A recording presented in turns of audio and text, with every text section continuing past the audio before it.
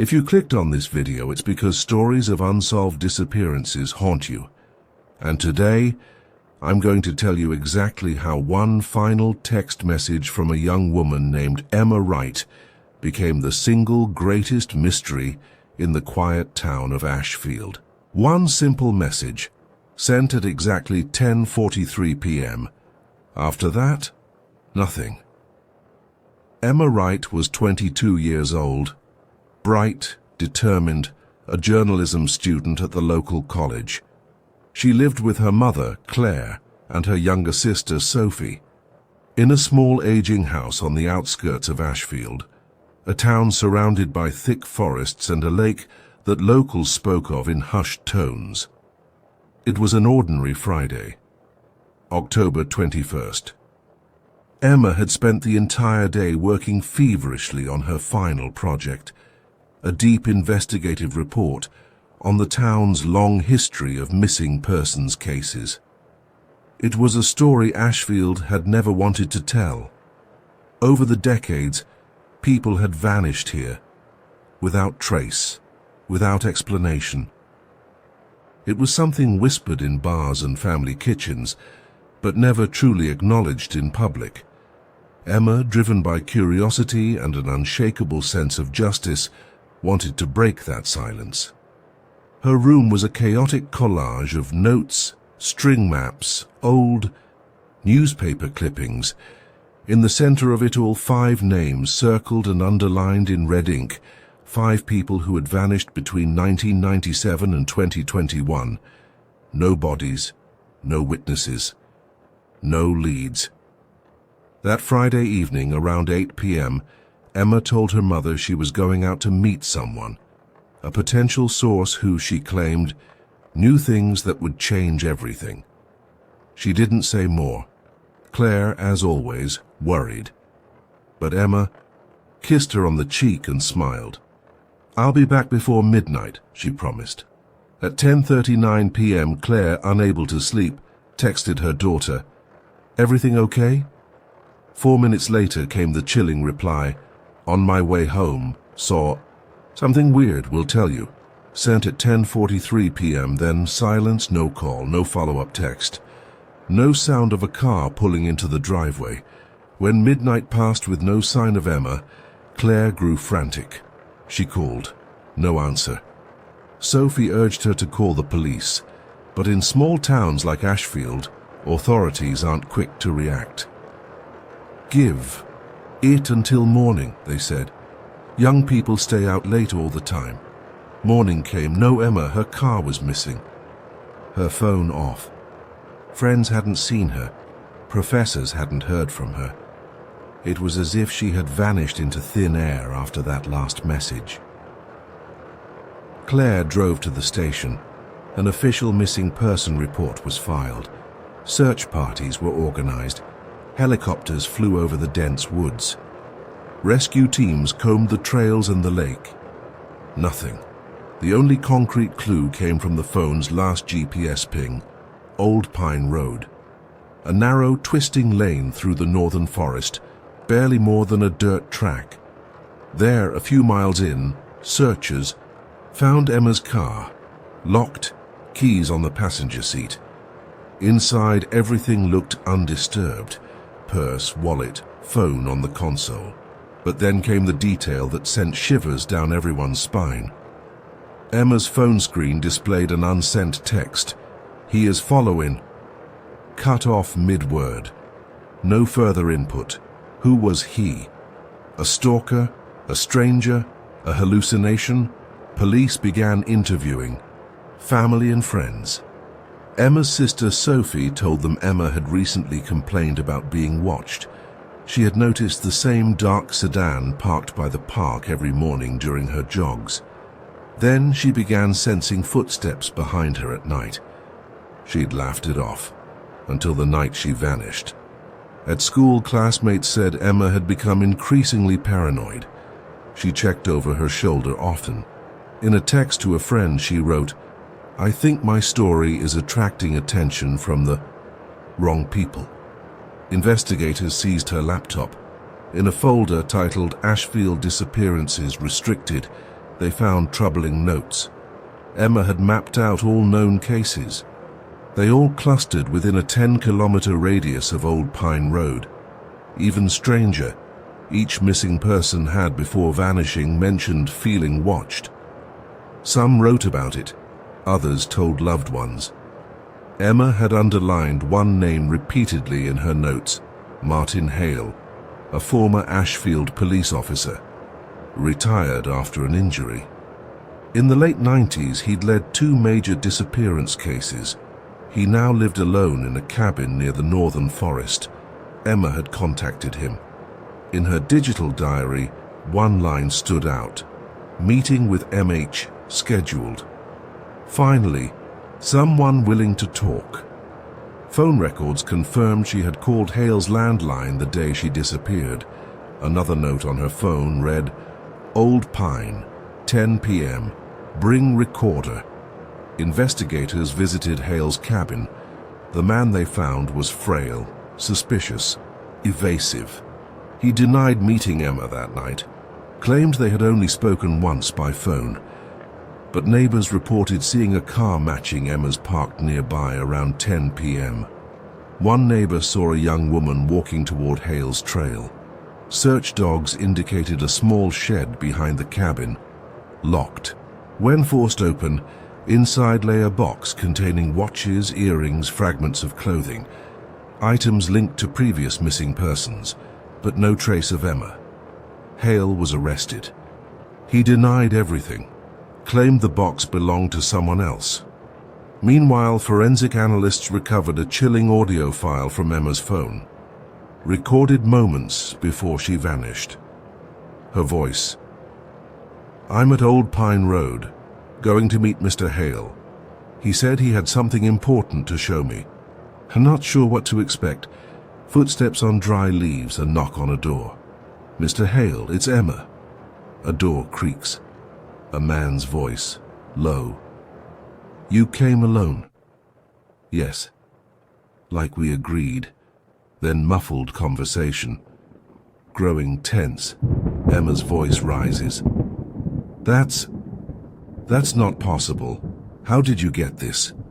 Sudden movement, a gasp, the recording cuts out. Police now had a timeline. They believed Emma entered Hale's cabin around 10:15 p.m. The car was found at 11 a.m. The unsent text was time-stamped at 10:45 p.m. But forensic sweeps of the cabin turned up no blood, no signs of struggle. No Emma. Martin Hale remained the prime suspect, but without a body, the case stalled. Claire Wright refused to stop searching. She organized private search teams, posted flyers, hired a retired FBI profiler. Sophie launched a social media campaign that went viral. Tips flooded in. One lead stood out: a hiker who claimed to have seen a woman matching Emma's description walking hurriedly down an old logging trail 2 miles from Hale's cabin at dawn the following morning. A new search began. That trail led to an abandoned mill deep in the woods. Inside the mill, searchers found a makeshift bed, a bottle of water, and beneath a loose floorboard, a small audio recorder. The device held one file, Emma's voice, weak. "If someone finds this, I don't know where I am. He said I would disappear like the others. I have to keep moving. Please tell my family I love them." That was the last anyone heard of Emma Wright. No body was ever found. Martin Hale died in custody weeks later, an apparent suicide. The box of belongings in his shed was confirmed to match items from all 5 previous cases, but Emma's fate remains unknown.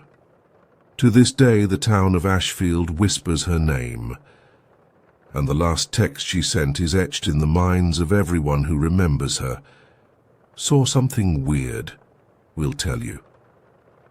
What did she see? Who was following her? And why did so many before her vanish the same way? Perhaps some questions are meant to remain unanswered. The audio recorder discovered beneath the old mill's floorboards sent shockwaves through the community of Ashfield. For the first time, there was undeniable proof that Emma Wright had been alive after leaving Martin Hale's cabin. But the implications were even darker. The message she left suggested she had not only fled from Hale, but that something larger, something unseen, was still pursuing her. "I have to keep moving.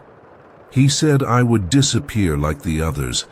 Those words echoed in the minds of investigators, family, and the public alike. But who was he? If Hale had been detained that same morning and ultimately died in custody, who or what had Emma encountered afterward? Authorities returned to the abandoned mill with a fine-tooth comb. Every inch was examined, from the cracked wooden beams to the decaying machinery. No traces of blood, no fingerprints other than Emma's and the occasional local hiker. Whoever had been there, if anyone, had left no trail. But in the surrounding woods another clue emerged.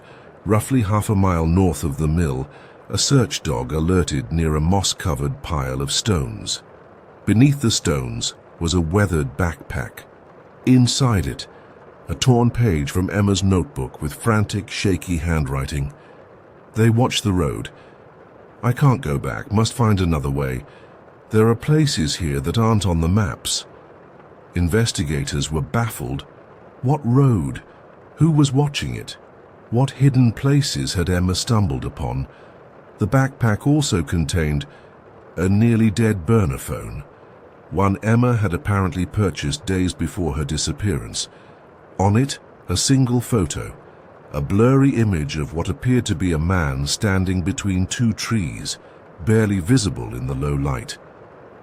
His face was indistinct, but his posture suggested he was watching something or someone. Facial recognition turned up no match. The man remained unidentified. Meanwhile, attention turned once again to the 5 prior disappearances Emma had investigated. Now, with Hale's death and the discovery of personal items from those cases in his shed, public interest exploded. Media crews descended upon Ashfield, adding pressure to an already tense investigation. A retired local journalist, Alan Bishop, reached out to police with a disturbing piece of information. 20 years prior, while covering one of the missing persons cases, he had received anonymous letters urging him to stop digging into the disappearances. "Some things must remain buried," one letter had said. "The forest protects its secrets," another warned. Bishop had dismissed them at the time as the work of a crank. But now, hearing Emma's recording and reading her note, he felt compelled to come forward. The letters were turned over to forensics. The handwriting did not match Hale's, nor did the paper or ink date to the same period as Hale's known documents. Another player was involved. Investigators began considering a grim possibility that Hale may not have acted alone, or that he had unknowingly been part of something larger, something that had eluded detection for decades. Attention shifted to the forest itself.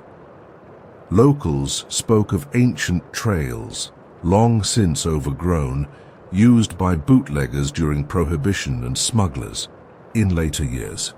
Some of these paths were believed to connect to a network of caves and sinkholes deep within the northern woods. Emma's final note, "There are places here that aren't on the maps," seemed to suggest she had discovered one such path. Specialized cave rescue teams were called in. Over the next 2 weeks, they mapped several newly discovered shafts and tunnels in the area north of the abandoned mill. Most led nowhere. But in one narrow crevice, 50 feet underground, they found something. Chilling, etched into the stone wall, faint but legible. "EW was here, still moving. They are close." Dated October 22nd, one day after Emma vanished. The message left no doubt. Emma had been alive at least 24 hours after leaving the mill. But if she had continued moving, where had she gone next? The trail once again grew cold. At home, Claire Wright was losing hope. Sophie remained tirelessly active online, coordinating volunteers, keeping Emma's name in the public eye. It was Sophie who received the next critical clue, an anonymous email. "You're looking in the wrong places. The Old Town records hold the key." Attached was a grainy scan of a page from an early 20th century land survey. On it, an unmarked structure labeled simply Caretaker's House, situated deep within what was now protected forest land north of Old Pine Road. When questioned, local historians confirmed that during the town's boom years, the forest had been owned by a private timber company. The Caretaker's House had served as a base for the head ranger until the company folded in 1926. No official record of its demolition existed. A search team was immediately dispatched. After several arduous days hacking through dense underbrush, they found it. The Caretaker's House, a crumbling two-story cabin hidden beneath decades of ivy and moss, inside evidence of recent habitation, a cot, canned food, a rusted lantern, and taped to the wall, a Polaroid photo of Emma Wright, alive, eyes wide with fear. Dated October 23rd. Now the investigation shifted into overdrive. Forensics scoured the cabin. Beneath loose floorboards, they found fragments of burned documents. One partially intact sheet contained a name, the Ashfield Watchers. It appeared to reference a group or organization unknown to any law enforcement databases. But old police archives, combined with Alan Bishop's investigative notes, revealed an unsettling pattern. Several references across decades hinted at an informal network of individuals tasked with preserving the town's balance and protecting sacred ground. Was this network real? Had Emma uncovered it? As this new theory spread, the town's collective mood darkened. Residents who once eagerly volunteered to search now hesitated. Fear took root. And then, another anonymous tip. "You missed the basement." Investigators returned to the Caretaker's House. In a rotting corner behind a false panel, they found a trapdoor. The basement was little more than a stone cellar, but in one corner stood an old wooden chair with frayed rope on its arms. Nearby, a journal. Its first page, October 24th. "I don't know how much longer I can keep writing. I hear them above. I think he is coming back tonight." Emma's handwriting. The remaining pages detailed her harrowing ordeal. Trapped, bound, escaping. When her captor left, hiding in the forest, discovering the old house. But the journal ended abruptly. "They found me. No signature, no date." Again the trail ended. Public outcry grew. Demands for transparency mounted. State and federal authorities took over the investigation. Meanwhile, Sophie received one final, cryptic message, a physical letter. "No return address. You seek truth. But some truths must remain in shadow. Emma was chosen. Let her go."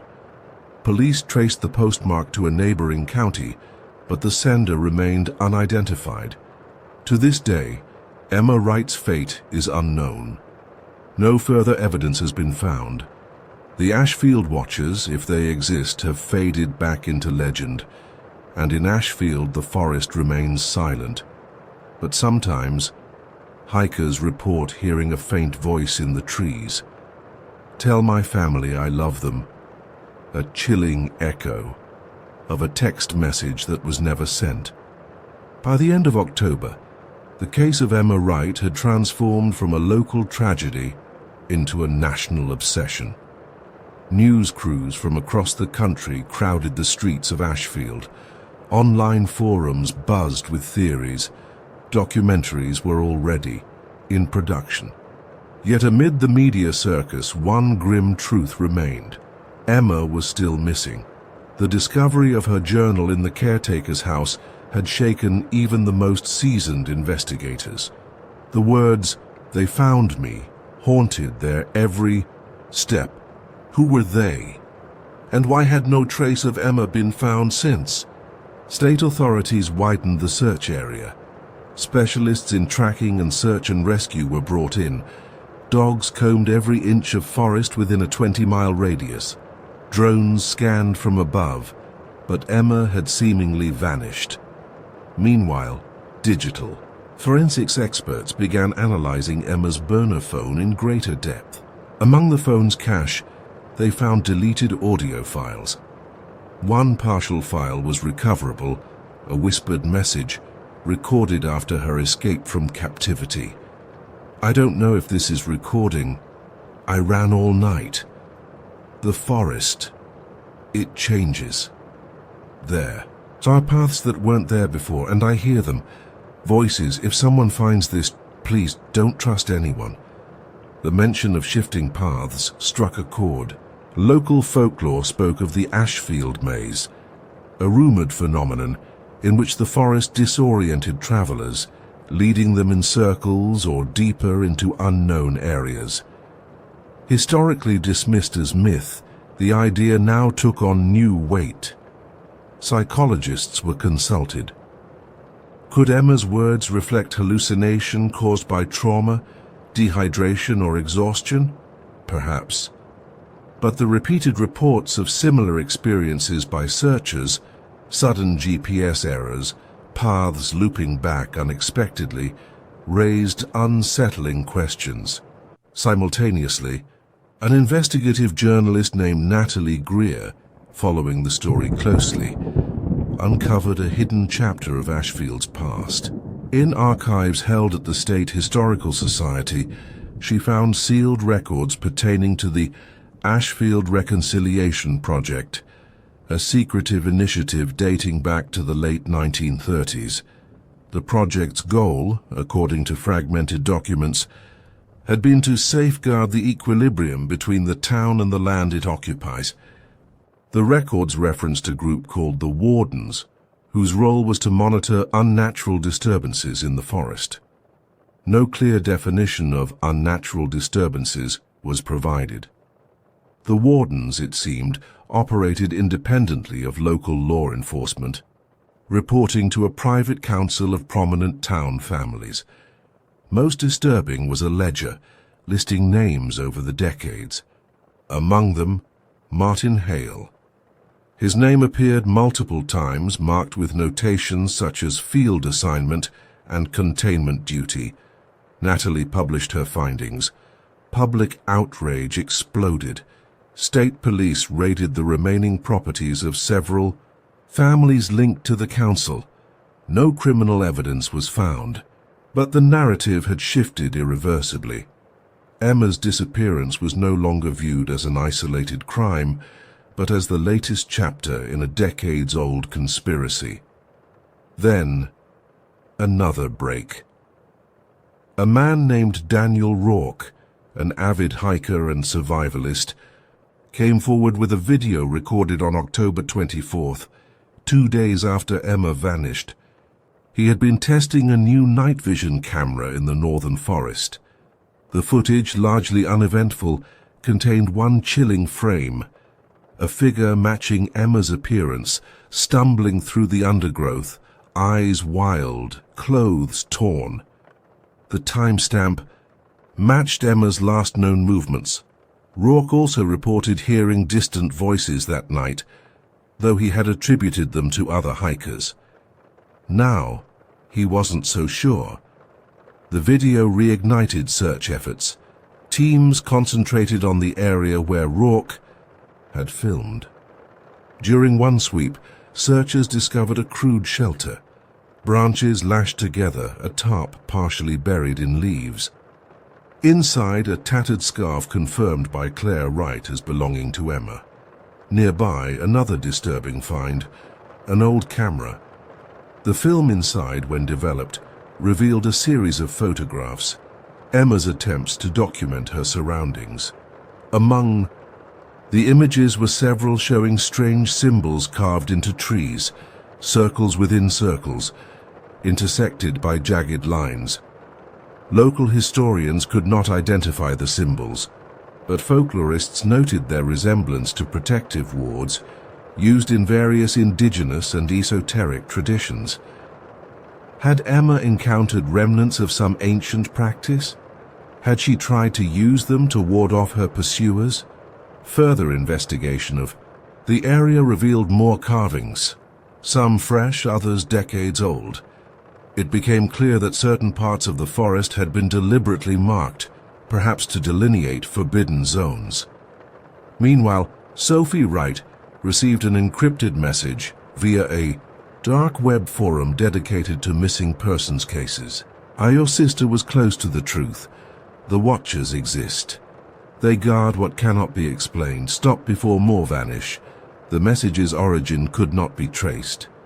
But its timing, just after the release of Natalie Greer's report, suggested deep knowledge of the case. Public fascination with the Ashfield Watchers now bordered on hysteria. Theories ranged from secret societies to supernatural forces. Law enforcement urged calm, but behind closed doors, they too were rattled. Then, an unthinkable development.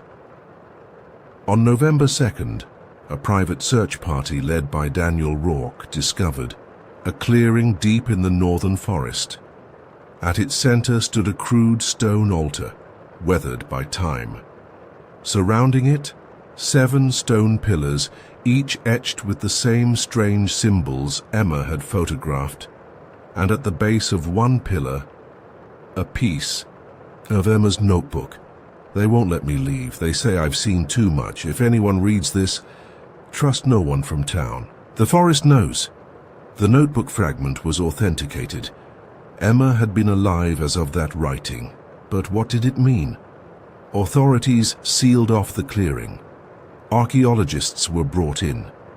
Preliminary analysis dated the altar and pillars to at least the early 1800s, perhaps older. No record of such a site existed in any official survey. Public access to the forest was restricted. But rumors spread fast. Vigilante groups formed, determined to uncover the truth. One such group, the Ashfield Guardians, ventured beyond the restricted zone.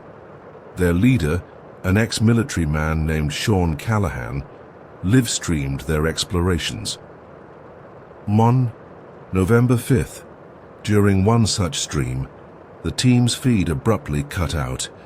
Emergency responders later found the group, shaken but alive. Their story was harrowing. We followed a trail of symbols deeper into the forest. Then the path changed. No GPS, compass spinning. We heard voices, chanting, and then figures. Hooded, watching us, no faces visible. We ran. Skeptics dismissed their account as hysteria, but their physical evidence, scratches, torn clothing, equipment malfunctions, lent credibility. The forest was officially closed. National Guard units were deployed to enforce the order. Claire and Sophie Wright, distraught but determined, demanded access to continue searching for Emma. Their request was denied. Behind the scenes, federal agents quietly expanded the investigation. Natalie Greer, undeterred, pursued her own leads. Through a contact in the Historical Society, she uncovered a long-forgotten diary belonging to one of the original wardens. Its final entry: "The balance must be kept. Those who seek forbidden knowledge pay the price. The forest remembers. The Watchers endure." As the investigation entered its 3rd month, hope for Emma's safe return waned, yet Claire and Sophie refused to give up.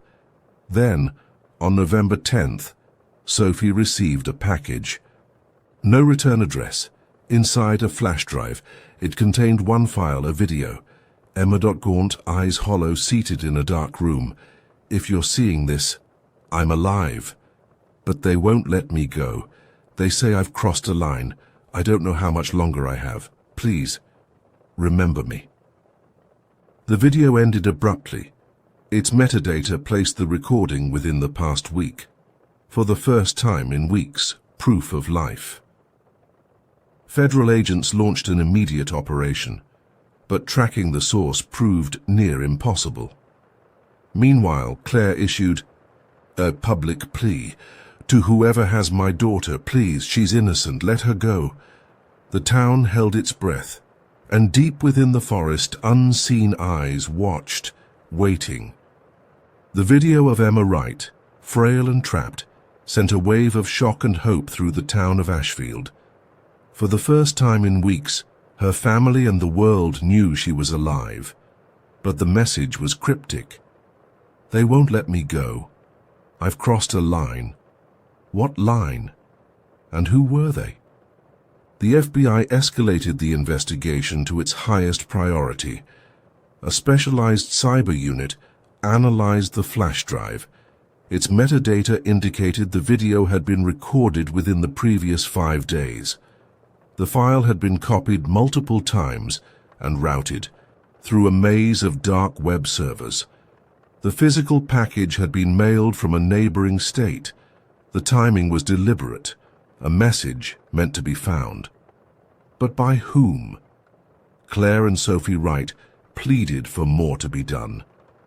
The authorities, however, remained tight-lipped. The tension in Ashfield grew unbearable. Rumors spread like wildfire. Some blamed secret societies. Others whispered of supernatural forces. The forest remained closed, yet vigilantes continued to slip past barricades. On November 12th, one such group, led by Sean Callahan, recovered new evidence: a scrap of cloth caught on a branch, blood-stained. Forensics confirmed it matched Emma's DNA. The trail was still active. Meanwhile, journalist Natalie Greer received an anonymous tip. She was instructed to check a specific safe, deposit box in a bank 2 towns over. Inside, she found a bundle of documents, records of land transfers, old maps, and a sealed letter. The letter, dated 1947, was from a man named Edward Wallace, a founding member of the so-called Wardens. "We safeguard what others fear. The forest is alive in ways they cannot understand. Sacrifices must be made to maintain balance. If our line ends, so does the town." Attached was a crude map, showing an unmarked structure deep within the forest, labeled simply as Sanctum. Natalie immediately turned the evidence over to federal authorities. The map was compared to modern satellite imagery. A dense cluster of trees, seemingly untouched for over 70 years, matched the approximate location. A joint task force prepared for a search. On the morning of November 14th, heavily armed agents entered the forest. Their path was slow. Terrain was treacherous, GPS unreliable. By nightfall, they established a base camp. It was on the second day that they found the clearing. At its center stood a stone structure, partially collapsed, overgrown with vines. Beneath it, an entrance to an underground chamber. The air inside was thick with age. The walls were carved with the same strange symbols Emma had photographed, and in a small room chained to the wall, Emma Wright, alive, gaunt, barely conscious. But alive. The rescue team acted swiftly. Emma was airlifted to a secure medical facility. News broke worldwide. Emma Wright found alive in Ashfield Forest. But the story was far from over. Emma's physical recovery was slow, but her mind remained sharp. Under protection, she gave a series of statements to investigators. Her account was harrowing. "After I fled Hale's cabin, I thought I was safe. But the forest, it changes. Paths loop back. I saw figures, hooded, watching. When I found the caretaker's house, I thought I could hide, but they were already there. Emma spoke of being captured, blindfolded, bound, and taken deeper into the forest. She described the underground chamber where she had been held. They told me I had seen what I shouldn't, that the forest's balance depends on secrecy. They called themselves Watchers. They weren't trying to kill me, they wanted to erase me, to make me disappear like the others. She described rituals, chanting, symbols, a strict hierarchy among the Watchers. She named no names, I never saw their faces. They always wore hoods, but I heard voices, some I recognized. People from town. Emma's story confirmed the darkest suspicions. The Watchers were real, and their influence ran deep. Investigators faced a daunting challenge. Without concrete identities, arrests were impossible, yet public demand for justice was overwhelming. Then came an unexpected breakthrough. Among the items recovered from the sanctum was a small wooden box. Inside, membership tokens bearing initials, cross-referenced with town records. These initials matched several prominent citizens, some living, others deceased. Federal warrants were issued. Homes were raided. Evidence was sparse. Most members had gone to ground.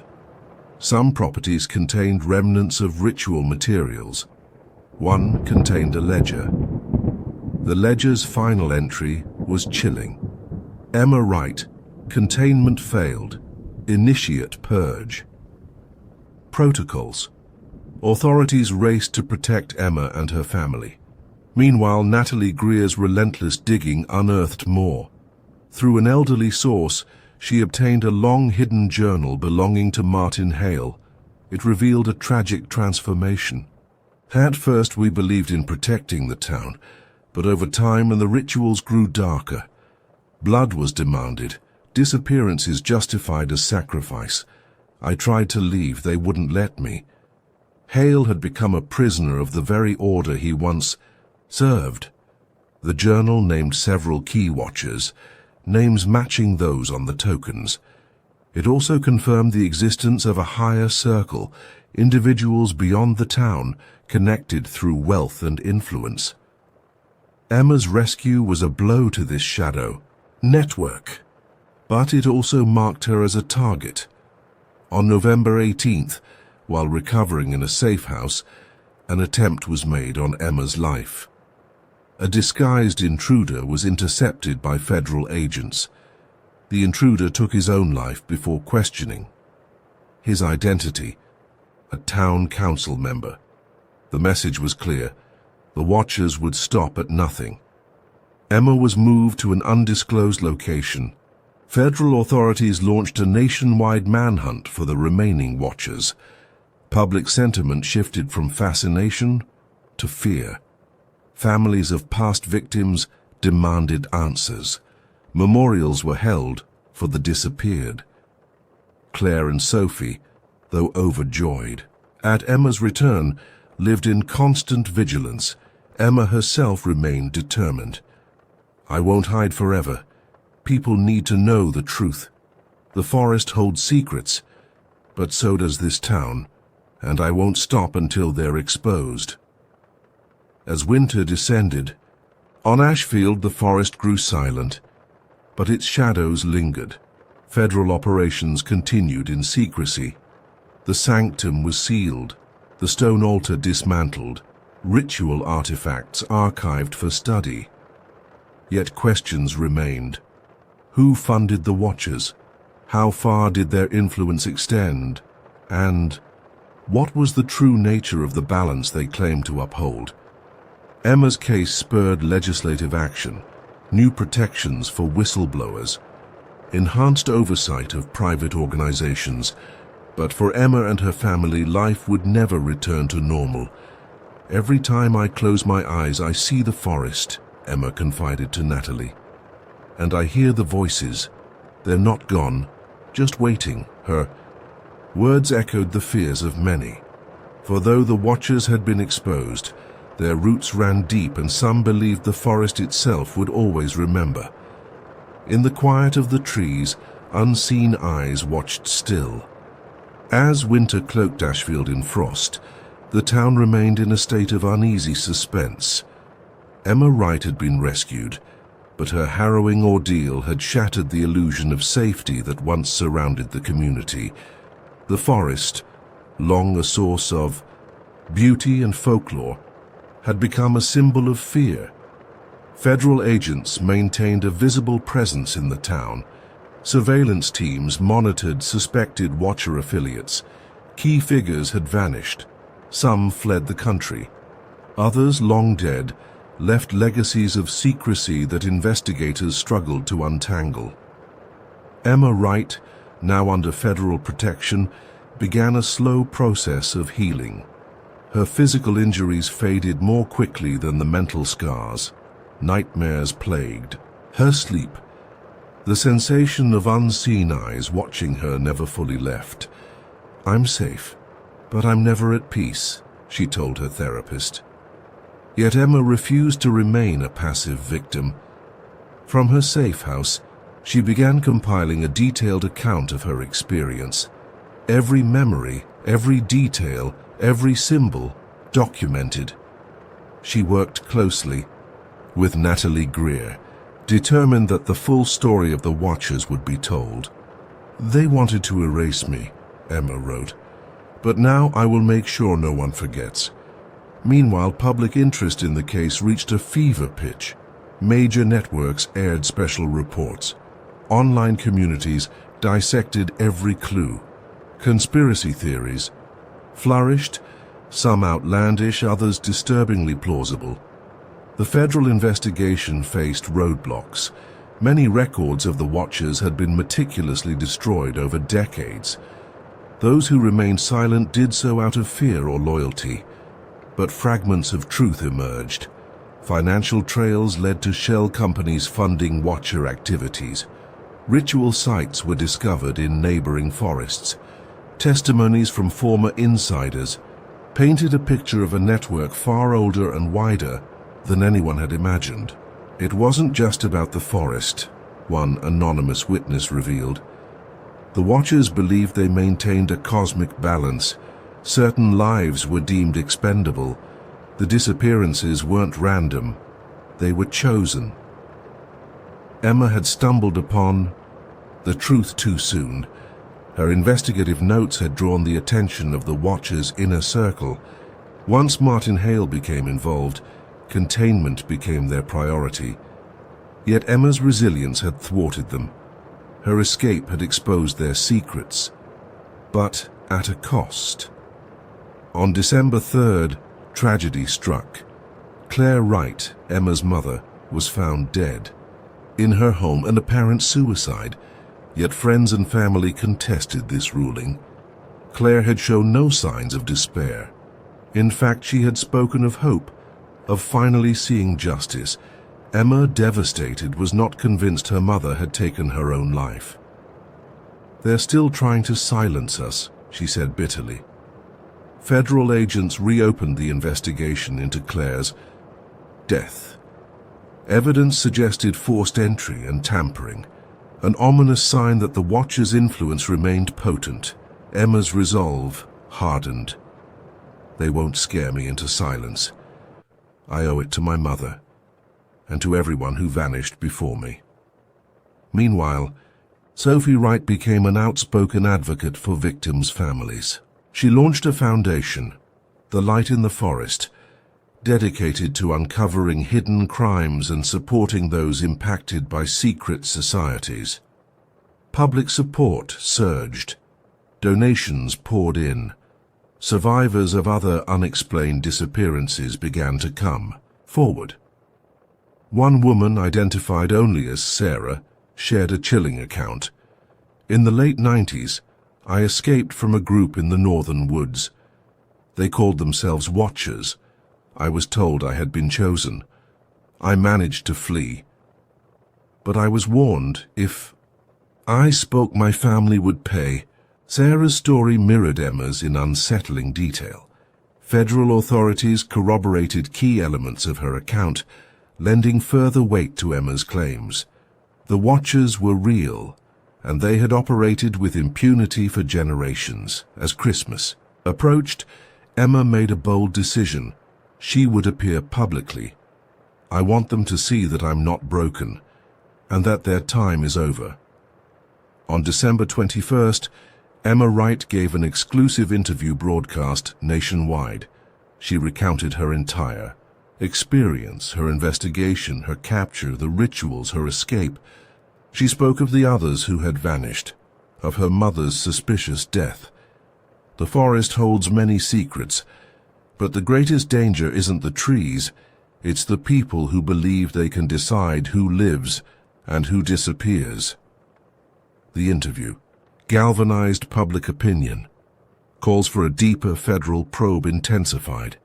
Lawmakers demanded hearings. Behind the scenes, arrests continued. Several former watchers faced prosecution on charges ranging from conspiracy to homicide. Yet many questions remained unanswered. How many watchers still operated in the shadows? What was the true extent of their network? And the most haunting question of all, had the watchers truly acted alone? Emma believed otherwise. "There's something older out there," she confided to Natalie. "They spoke of forces beyond us, of an ancient pact. I felt it in the forest, like the trees themselves were watching." Skeptics dismissed such notions as trauma-induced hallucinations. But those who had ventured deep into the Ashfield forest whispered similar tales. Sean Callahan's vigilante group reported strange phenomena, voices with no source, paths shifting beneath their feet, a presence that defied explanation. "It's like the forest is alive," Callahan said, "and it remembers." Emma continued her recovery. Therapy, meditation, and writing became her refuge. She also worked tirelessly to support the Light in the Forest Foundation, ensuring that others would not suffer in silence. As the new year dawned, progress was made. Key Watcher operatives were convicted. Families of the disappeared received long overdue closure, yet the deeper mystery endured. In March, a final cryptic message reached Sophie. A plain envelope, no return address. Inside, a single sentence, handwritten in an elegant script. "Balance. Restored. But watch the shadows." The meaning was unclear. A warning? A declaration? No one could say. Emma chose to see it as a challenge.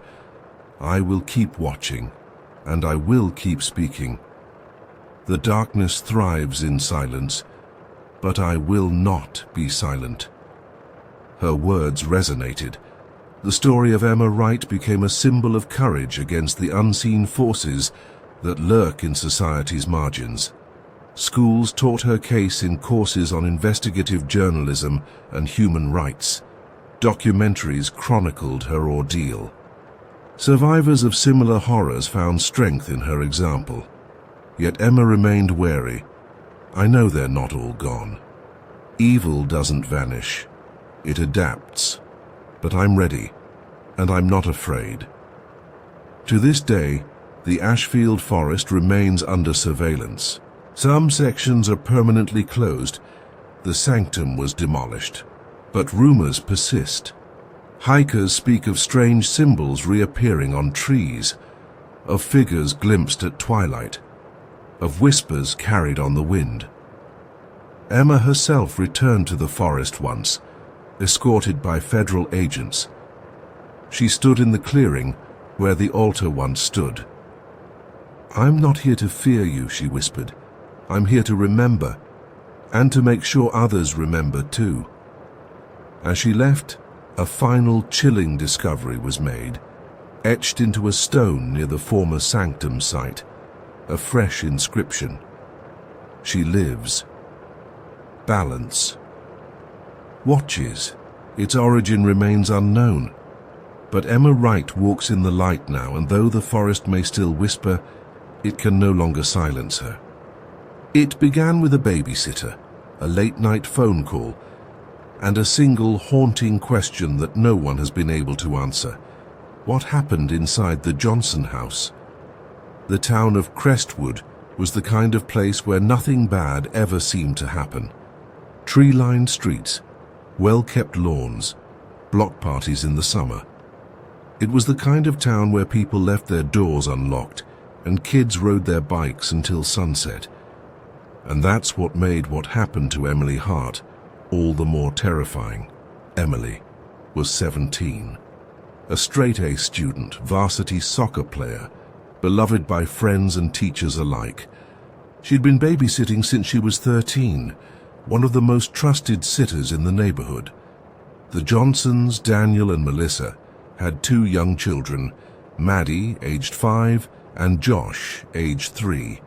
They lived in a sprawling 2-story home at the end of Pinecrest Lane. A beautiful house, newer construction, big backyard, the kind of home any young family would dream of. On Friday, October 14th, Daniel and Melissa had dinner plans downtown. They called Emily to babysit. It was a routine gig. Emily had watched the Johnson kids many times before. Melissa left her a note with the children's bedtime routine, emergency numbers, and a generous stack of cash. Back by midnight, Melissa smiled as they left. The night started normally. Emily gave the kids their baths, read them a story, and tucked them into bed by 8:30. She then settled on the couch with her homework. Around 9:30, she texted her best friend, "Easy night, kids are angels, might binge some Netflix." At 10:15, Emily sent another text, "Heard a noise upstairs. Probably nothing. We'll check." Her friend replied with a laughing emoji. Neither thought much of it. At 10:30, a chilling call came in to 911. The transcript remains one of the most disturbing in local police history. 111. What's your emergency? I don't know what's happening. I'm at the Johnson house. I was just babysitting and... Static, ma'am. Can you speak clearly? There was a man upstairs. I heard footsteps. Then I found the kids' rooms empty. They're gone. The windows were open. I don't know where they are. Stay calm. Are you alone in the house? And I think so. I locked myself in the bathroom. But there's something wrong. The walls are moving. I can hear them, whispering. Ma'am, help is on the way. Stay on the line. He's coming back. Oh, God. Call ends.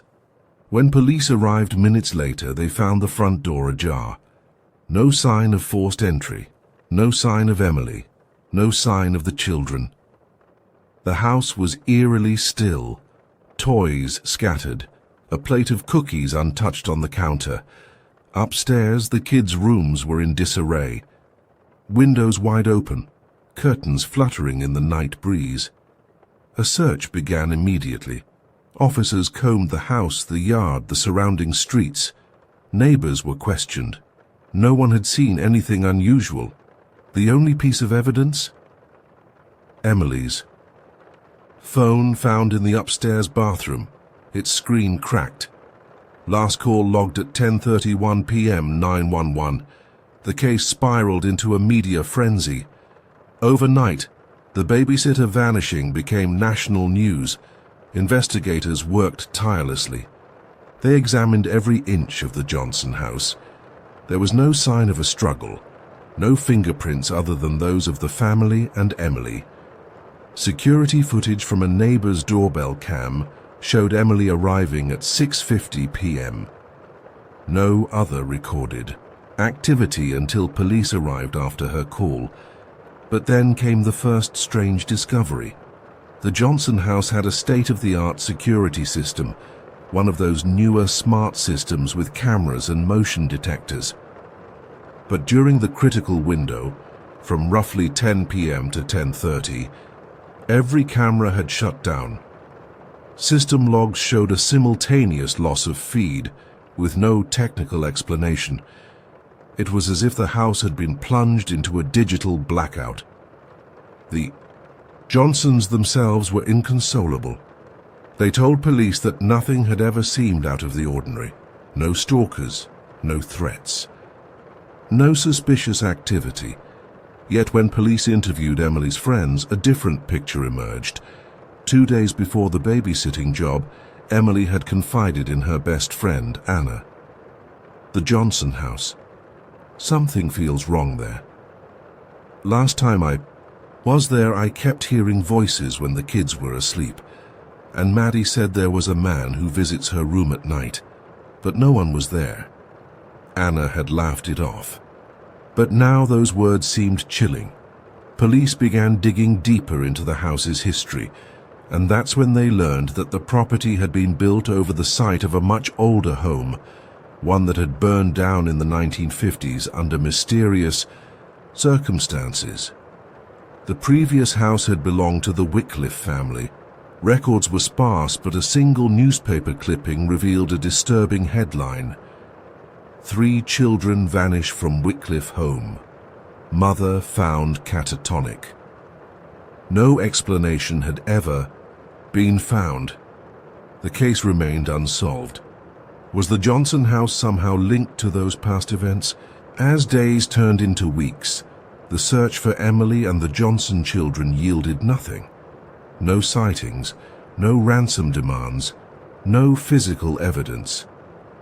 Then came the second phone call.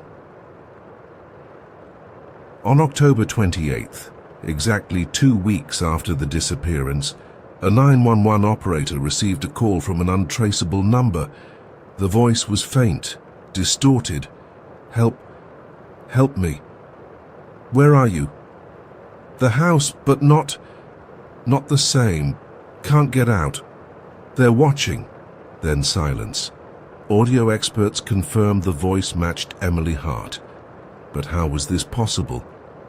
Police returned to the Johnson house. The family, desperate for answers, had moved out temporarily. The house stood empty. Investigators brought in a specialized team, experts in structural anomalies and electromagnetic phenomena. Their findings were unsettling. Certain areas of the house exhibited irregular magnetic fields, cold spots with no discernible cause. Audio recorders picked up faint whispers, indistinct but undeniably human. Leave, not yours, stay out. But the most chilling discovery came from an old crawl space beneath the stairs. There they found a small wooden box. Inside, 3 antique dolls, scorched and cracked. Alongside them, a faded photograph, the Wycliffe children, identical to Maddie and Josh. And in the background of the photograph, a faint figure, dark and indistinct. Investigators were shaken. The evidence defied explanation. Was the Johnson house a nexus of some ancient malevolence? Had Emily and the children been pulled into something beyond comprehension? The case remains open. To this day, neither Emily nor the Johnson children have been found. The Johnson house stands empty, shunned by the community, and sometimes late at night, passers-by swear they hear a phone ringing from inside. A voice, faint and pleading. Help. Me, please. The babysitter's final call remains unanswered. The town of Crestwood had never known such fear. The disappearance of Emily Hart and the Johnson children shattered the illusion of safety that once defined the neighborhood. And though weeks had passed, the mystery only deepened. The chilling second 911 call, "Help me, the house, they're watching," had sent shockwaves through the community. How could Emily still be inside the Johnson house? Or was she trapped somewhere else entirely? Police reopened the house, this time bringing in a team of paranormal investigators. The decision drew public criticism, but after conventional methods had failed, desperation prevailed. Among the experts was Dr. Evelyn Marrow, a parapsychologist with decades of experience studying unexplained phenomena. Her first observation was unsettling. "There is an imprint here," she said softly, standing in the center of the children's room. "An echo of past trauma. Whatever happened here long ago, it has not fully faded." Using specialized audio equipment, Dr. Marrow captured faint recordings throughout the house. The clearest came from the crawl space beneath the stairs, the same place where the Wycliffe dolls had been found. A voice, childlike, faint. "Mommy, so it's cold." Investigators were stunned. No children were present during the recording. As analysis continued, Dr. Marrow unearthed a disturbing theory. The Johnson house, she believed, sat atop a convergence of geomagnetic anomalies. Such locations, she explained, have been historically linked to poltergeist activity and time-space distortions. Places where the veil is thin, she called them. Skeptics scoffed. But the evidence was mounting. Meanwhile, Sophie Hart, Emily's older sister, took matters into her own hands. Frustrated with the lack of progress, she launched an online campaign. Find Emily Hart. Thousands rallied to her cause. Psychics, researchers, and conspiracy theorists flooded her inbox. Among them was a man named Victor Gray, a former historian. With a particular interest in the Wycliffe tragedy, Victor reached out with a chilling message. The children never left. Neither did the darkness that took them.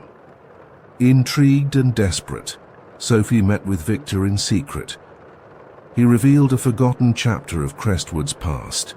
The Wycliffe family, he explained, had been deeply involved in occult practices. Records from the local Masonic lodge hinted at forbidden rituals, attempts to commune with entities from beyond. They sought knowledge, Victor said grimly, but they opened a door that never closed. After the fire that destroyed the Wycliffe home, the land remained cursed. Strange phenomena plagued every structure built upon it. The Johnson house, he warned, was the latest victim. Sophie took this information to the lead investigator, Detective Marcus Hale. A pragmatic man, Hale was reluctant to indulge such theories. But with no other leads, he authorized another search of the house, this time focusing on architectural anomalies. The results were astonishing. Thermal imaging revealed irregularities behind the walls of the upstairs hallway. A hidden space, undetected in previous scans. Demolition crews carefully removed the paneling, revealing a narrow passage spiraling downward, far deeper than the house's foundations should allow. "It's not on any blueprint," Hale murmured. The air within the passage was icy. A foul odor permeated the space. As the team descended, their equipment malfunctioned, batteries drained, lights flickered, but they pressed on. At the bottom, they discovered a small chamber. Symbols covered the walls, similar to those found on the Wycliffe dolls, and in the center a child's shoe, confirmed as belonging to Josh Johnson. But there was no sign of the children or Emily. Dr. Marrow examined the chamber. "This is a ritual space," she concluded. "But more than that, it's a conduit. I believe the Johnson children, and perhaps Emily, are caught in a temporal loop, partially severed from our reality."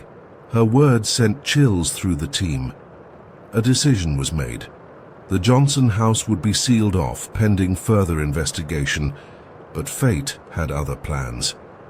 2 nights later, Sophie received a video message from an unknown number. The footage was grainy, distorted. It showed Emily, pale, eyes wide with terror, inside what appeared to be the chamber. "I don't know where I am," she whispered. "I see them, the children, but they don't see me.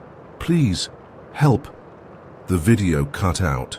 Forensic analysis dated the footage to within the last 24 hours. Hope reignited. A specialized rescue team equipped with experimental tracking devices was assembled. Dr. Marrow joined them, guiding their efforts. They re-entered the hidden chamber. Using resonance mapping, they identified subtle vibrations, suggesting additional spaces beyond the known walls. A breakthrough came when one operative pressed against a symbol-marked stone. The wall shifted, revealing a spiral staircase descending. Further into the earth, no record of such a structure existed. With trepidation, the team descended. The deeper they went, the stronger the anomalies became. Radios failed. Time seemed to distort. Watches ran backward. Some team members reported momentary blackouts. Finally, they reached a vast subterranean chamber. At its center stood an ancient altar. Surrounding it, hundreds of dolls, eyes blank, arranged in a perfect circle, and there in the shadows, Emily. She was alive, though weak. Her eyes filled with tears upon seeing the team. "They're here," she whispered. "The children, they're still here, but they're trapped." Suddenly the chamber trembled. A low guttural growl echoed through the space. "It knows we're here," Dr. Marrow warned. The team evacuated with Emily, barely escaping as the passage collapsed behind them. Emily was rushed to a secure facility, physically stable, but psychologically scarred. Through fragmented memories, she recounted her ordeal. "I followed the noise upstairs, then everything shifted. I wasn't in the house anymore. It was like a dream, but real. I saw the children, heard their laughter, but they were fading, like ghosts." She described an entity, a dark figure lurking in the periphery. "It feeds on fear," she said, "and it doesn't want to let them go." Despite the rescue, Maddie and Josh remained missing. Investigators faced a dire choice: risk further expeditions into the unknown or accept that the children were beyond reach. Sophie refused to give up. "They're alive," she insisted. "Emily saw them. We have to bring them back." But time was running out. Dr. Marrow warned that prolonged exposure to the chamber's energies could render the children permanently lost, trapped in a liminal state between worlds. Preparations began for one final rescue mission. "We open the door one more time," Dr. Marrow vowed, "and this time we bring them home." As the team prepared, the town held its breath. The babysitter's final call had led them this far, but the true horror of the Johnson house was only beginning to reveal itself. The world watched with bated breath as news spread. Emily Hart had been rescued from beneath the Johnson house alive. But the two Johnson children, Maddie and Josh, remained missing, trapped in what investigators now believed to be a temporal anomaly beneath the cursed home. Emily's fragmented account haunted everyone involved. They're still here, but fading, and it's waiting. That the dark entity Emily described, had become the central focus of the investigation. Dr. Evelyn Marrow, now leading the operation, explained it in terms that chilled even seasoned agents. "We're dealing with an intelligence, possibly non-human, that feeds on fear and isolation. The children are its prisoners, and every moment they remain trapped, they become less themselves." Preparations for a final rescue began immediately. Task force was assembled, elite tactical agents, specialists in anomalous phenomena, and Dr. Marrow's own hand-picked researchers. Sophie Hart was invited to join as a civilian advisor, her connection to Emily considered vital. The plan was simple in theory: re-enter the subterranean chamber, locate the children, and extract them before the entity could interfere. But the risks were staggering. This isn't just a physical rescue, Dr. Marrow warned. We're entering a space where time, perception, and even thought may be manipulated. We must be prepared for the unexpected. Emily, though recovering, insisted on helping. I know the path, she said, and if we wait too long, they'll be lost forever. Against protocol, her request was granted. On December 2nd, under the cover of darkness, the team re-entered the Johnson house. The hidden spiral staircase had collapsed after the first rescue, but seismic readings indicated another access point, beneath the old fireplace. Demolition crews worked quickly, revealing a second passage. The air that wafted upward was cold, stale, charged with an unnatural energy. "It begins," Dr. Marrow whispered. The team descended. As before, technology faltered. Radios emitted static. Flashlights dimmed unpredictably. Some agents reported hearing whispers, familiar voices calling their names. "Stay focused," Marrow urged. "The house is alive. It will try to turn us against ourselves." Deeper and deeper. They went until they reached the vast subterranean chamber once more, but it had changed. The circle of dolls was gone. In its place stood a forest of twisted organic structures, like veins of stone and root interwoven. The air hummed with malevolence. "This is its heart," Marrow said grimly. Emily pointed toward a narrow corridor veiled in darkness. "That's where I saw them last." The team advanced cautiously. The corridor seemed to stretch endlessly. Time lost meaning. Watches stopped. Some agents felt as if hours passed, others mere moments. Then they heard it. Children's laughter, distant, echoing. Maddie's voice, "Emily, come play." Emily froze, tears streaming down her face. "They're close." The team pressed on, following the sound. Suddenly, the corridor opened into a vast, cathedral-like space. Its walls pulsed with a sickly light, and, at its center, two figures, Maddie and Josh. They stood motionless, eyes wide and vacant, gazing at a swirling vortex of shadow suspended above an ancient altar. "They're in a trance," Marrow assessed. "We must break the connection." But the moment the team approached, the entity revealed itself. From the vortex emerged a form, shifting, amorphous, eyes that burned with hatred. A voice echoed through the chamber, not in sound but in the mind. "They are mine." The temperature plummeted, agents collapsed, clutching their heads. Visions flooded their minds. Memories twisted into nightmares. Marrow acted swiftly. She produced a relic, an iron pendant inscribed with protective runes. "Emily, call to them. You are their anchor." Emily stepped forward, voice trembling. "Maddie, Josh, it's me. Come back, please." The children stirred, eyes fluttering. The entity shrieked, an inhuman sound that rattled the stone. "They will not leave." But Emily pressed on. "You're safe now. Take my hand." Slowly, Maddie reached out.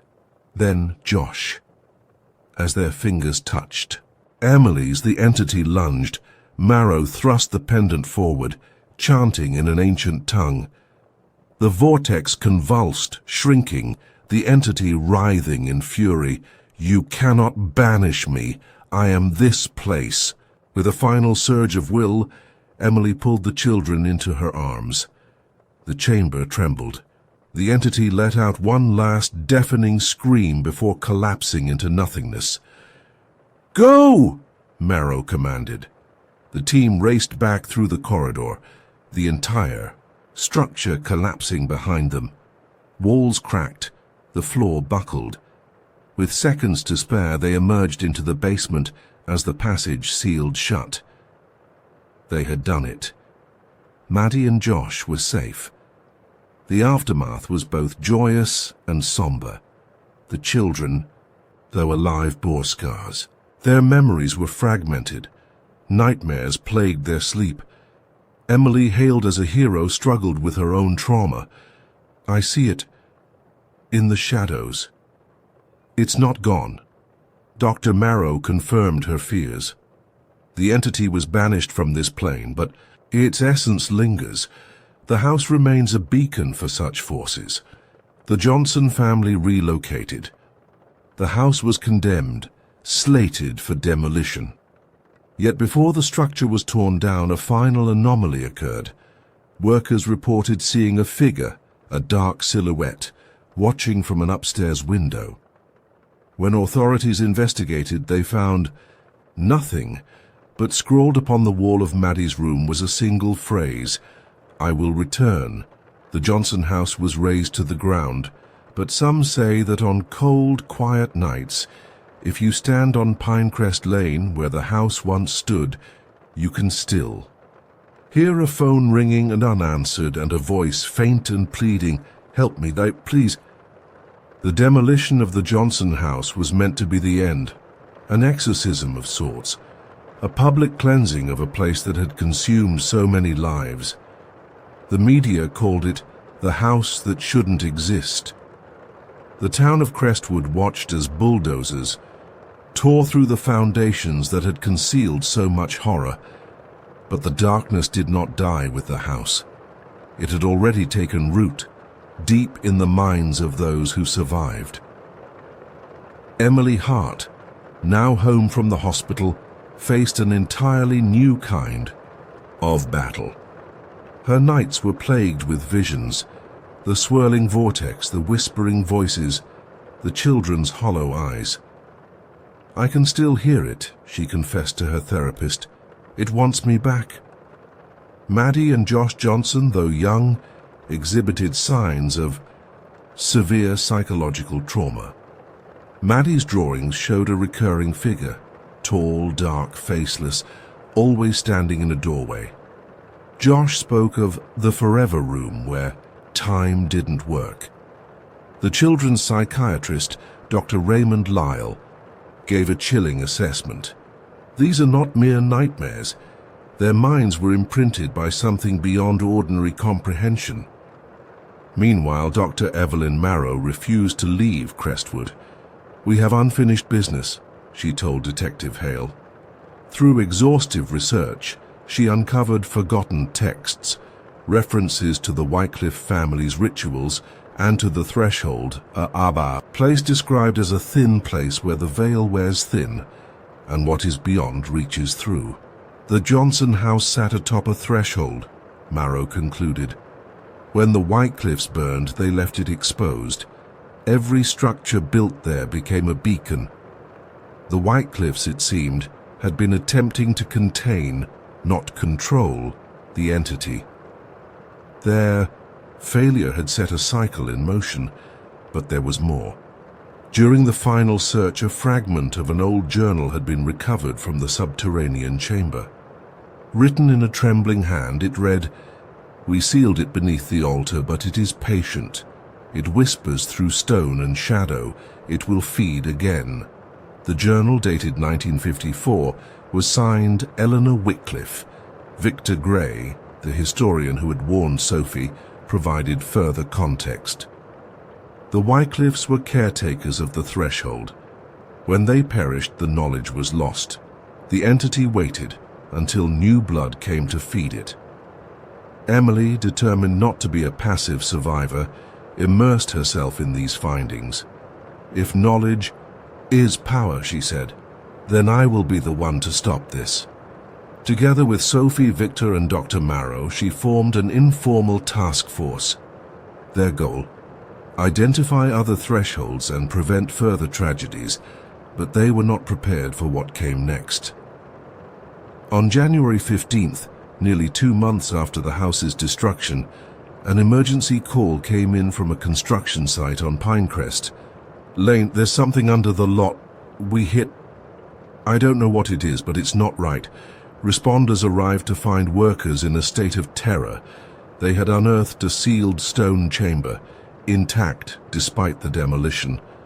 Inside, they found bones, human bones, dozens of small skeletons, intermingled with scorched artifacts and Wycliffe-era relics, and in the center of the chamber, another doll, pristine despite the passage of time.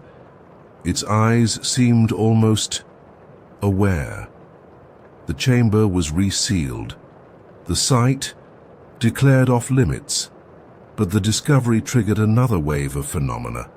Residents of Pinecrest Lane reported strange disturbances, cold drafts, flickering lights, shadow figures glimpsed in windows of empty lots. Children spoke of the voice in the dirt. Emily was convinced the entity had survived. It wasn't tied to the house, she explained. It was tied to the land, to the threshold. Dr. Marrow concurred. Thresholds are not so easily destroyed. The Wycliffes failed because they sought containment, not understanding. The task force devised a daring plan. "We must perform a severance," Marrow said. An ancient ritual designed to close thresholds permanently, but it requires a conduit, someone who has touched the other side. Emily volunteered without hesitation. "I won't let it take anyone else." Preparations began in secret. A sacred circle was constructed on the site. Protective wards were drawn. Artifacts recovered from the chamber were placed strategically. The severance would be risky. If the entity lashes out, Marrow warned, Emily could be drawn back in. But Emily stood firm. "I've faced it before. I can do it again." On the night of the ritual, a storm descended upon Crestwood. Lightning tore across the sky. The air hummed with unnatural energy. As the ritual began, Emily entered a trance state guided by Marrow's chants. Instantly, the entity responded, "You cannot close what is mine." A vortex formed above the circle. Shadows writhed. The ground trembled. Emily's mind was assaulted by visions, lost children, endless corridors, the entity's hungry gaze. But she held fast. "You have no power here," she declared. "You are nothing but fear, and fear ends tonight." Drawing on her memories, her love for the Johnson children, her bond with Sophie, Emily projected light into the darkness. "Begone."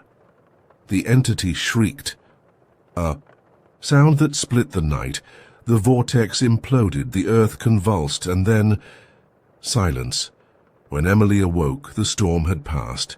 The circle was intact, the wards held, and the oppressive energy that had haunted Pinecrest Lane was gone. Dr. Marrow confirmed it. The threshold is sealed. For now. The victory was bittersweet. The bones recovered were laid to rest in a public memorial. A plaque was erected in memory of the lost. May they find peace beyond the veil. Emily, forever changed, began a new chapter. "I will dedicate my life to finding and sealing other thresholds," she vowed. "No one should face what we faced." The Johnson family, though scarred, began to heal. Maddie and Josh slowly returned to normalcy, though traces of their ordeal would always remain. And Sophie Hart, inspired by her sister's courage, launched an awareness foundation, Light Beyond the Threshold. But the story did not end there. 1. Final mystery remained. As crews cleared the last debris from the site, they discovered a stone slab beneath the earth. Inscribed upon it, in ancient script, the first threshold, one of many. And beneath those words, a new symbol, one no one had ever seen before. Victor Gray translated it with a trembling voice. "It means the door is only the beginning." Emily stared at the symbol, resolve hardening. "Then we begin." And so, the babysitters. Final Call became the first chapter in a much larger battle. For in a world of hidden doors and ancient forces, courage and knowledge are the only shields, and Emily Hart would wield both. Months had passed since the threshold beneath Pinecrest Lane had been sealed. The town of Crestwood had begun to breathe again. Families returned to their routines. Children played on the now vacant lot where the Johnson house once stood. The official story was that a sinkhole had destabilized the land, forcing the demolition. But those closest to the truth knew better. Emily Hart knew better. The events that had unfolded beneath that house had left an indelible mark on her. And though she had survived the severance ritual, something had followed her back. "I still feel it," she confided to Sophie one night.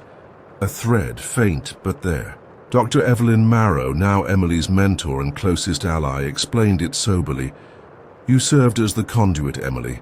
Some residue was inevitable, but it also means you are now attuned, sensitive to places where the veil is thin, rather than fear." This new reality, Emily embraced it. "Then I'll use it. If there are other thresholds out there, I want to find them." Her resolve became a mission. Together with Sophie, Dr. Marrow, and Victor Gray, Emily formed the Threshold Initiative, a discreet group dedicated to researching, identifying, and neutralizing other thin places across the world. Their first lead came swiftly. Among the artifacts recovered beneath the Johnson house was the inscribed slab, the one that bore the chilling phrase, "The first threshold, one of many."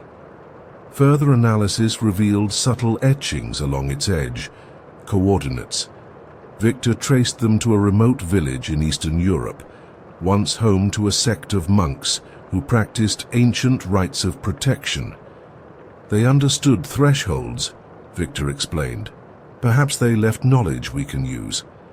Emily, ever fearless, agreed to lead the expedition, but before departing she needed closure. One final visit, accompanied by Sophie and Dr. Marrow, Emily returned to the memorial erected on Pinecrest Lane. Flowers adorned its base. Toys left by grieving families rested beneath the plaque. Emily knelt before it. "To the lost," she whispered, "you are not forgotten, and we will fight to make sure no more are taken." As they turned to leave, Sophie froze. Look." Atop the memorial lay a single, pristine doll. Its eyes seemed familiar. A note was tucked beneath it. "For the one who sees. The door watches still." Dr. Marrow paled. "It's a message and a warning." But Emily met her gaze with calm determination. "Then let it watch, because now I'm watching back." The message galvanized the initiative. Preparation for the Europe mission intensified. Contacts were secured. Historical documents unearthed. The deeper they dug, the clearer it became. The Johnson house had been but one node in a vast ancient network. "Thresholds exist on every continent," Victor confirmed. "Some sealed, some dormant, some active." As their flight departed, Emily looked out the window, thoughts racing. This isn't just about stopping them, she thought. It's about understanding them. Why they exist, who first opened them, and why they refuse to close. Her resolve burned brighter than ever. Meanwhile, in Crestwood, life continued, uneasy beneath the surface. Maddie and Josh Johnson were making progress. Therapy helped. Nightmares waned, but sometimes in quiet moments Maddie would whisper, "He still talks to me, but I tell him to go away." Her words sent chills through her mother. Emily kept in close contact with the family, offering support. They in turn became vocal advocates for awareness. "If it weren't for Emily," Daniel Johnson said in an interview, "we'd have lost everything. She saved us." But the fight isn't over. Indeed, strange occurrences continued. In other towns, whispers spread of similar phenomena. Houses where time distorted, voices spoke from empty rooms, Shadows moved without cause. Thresholds. The initiative's work had just begun. Their first mission in Europe led them to an abandoned monastery. Beneath its crumbling stones, they found ancient texts, accounts of monks who battled unseen forces. For centuries, they described entities that feed on fear and isolation, Victor translated, and they spoke of an artifact, the seal of atonement, capable of closing even the most resilient thresholds. The hunt for this artifact became their new priority. Meanwhile, back in Crestwood, another eerie discovery emerged. Construction resumed on Pinecrest Lane. During excavation, workers uncovered a narrow tunnel leading away from the original chamber. One, missed during prior surveys. At its end, a small alcove. Within it, an iron key, ancient in design. Attached was a faded tag. To the seeker, one lock remains. News reached Emily abroad. She stared at the image of the key in stunned silence. "It's not over," she whispered. Dr. Marrow nodded. "One threshold remains beneath Crestwood, sealed, but weakening. And it knows we're coming." Emily and the team prepared to return home.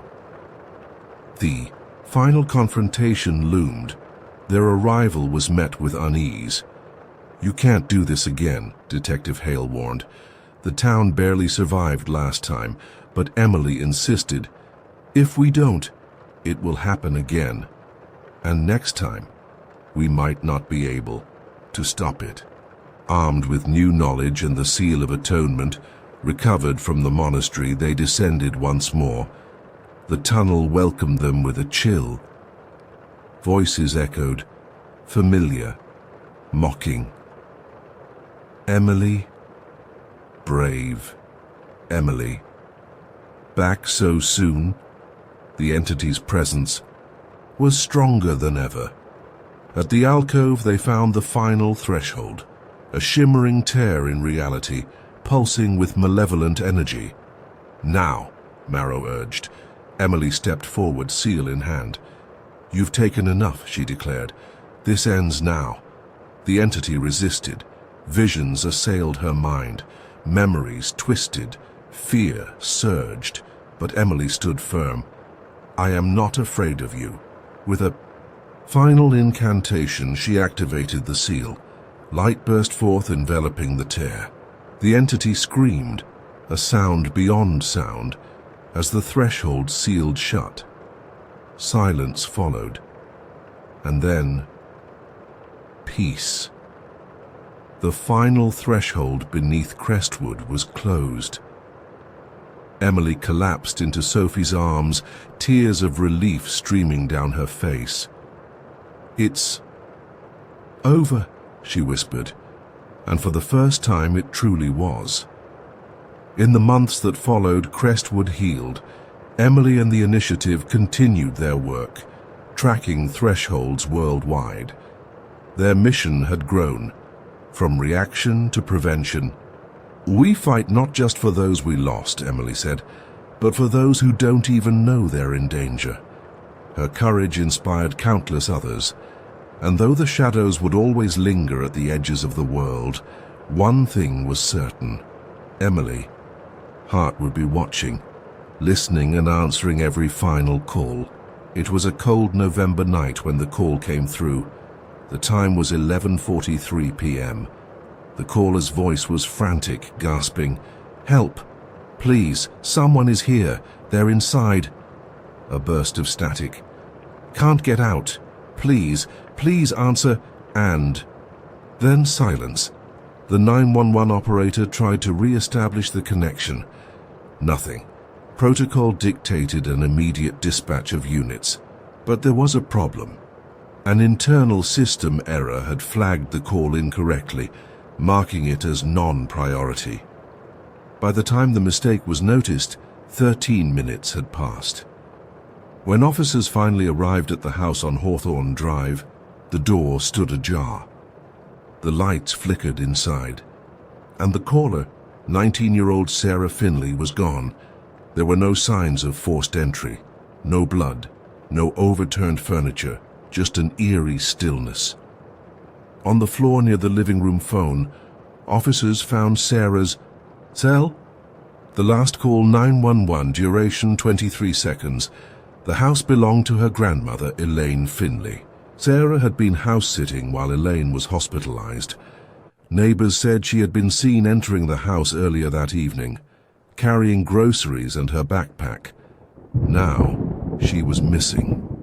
Investigators began piecing together her final hours. At 7:15 p.m., Sarah texted her friend Maddie, "Boring night ahead, Grandma's house gives me the creeps." At 9:02 p.m., "Did you hear about the break-ins? This street got hit last week." At 10:45 p.m., "I think I heard something outside. Maybe I'm being paranoid." And then, no further messages. The phone records ended with the frantic 911 call. Detectives canvassed the neighborhood. No one reported seeing anyone enter or leave the house. No suspicious vehicles were caught on nearby traffic cams.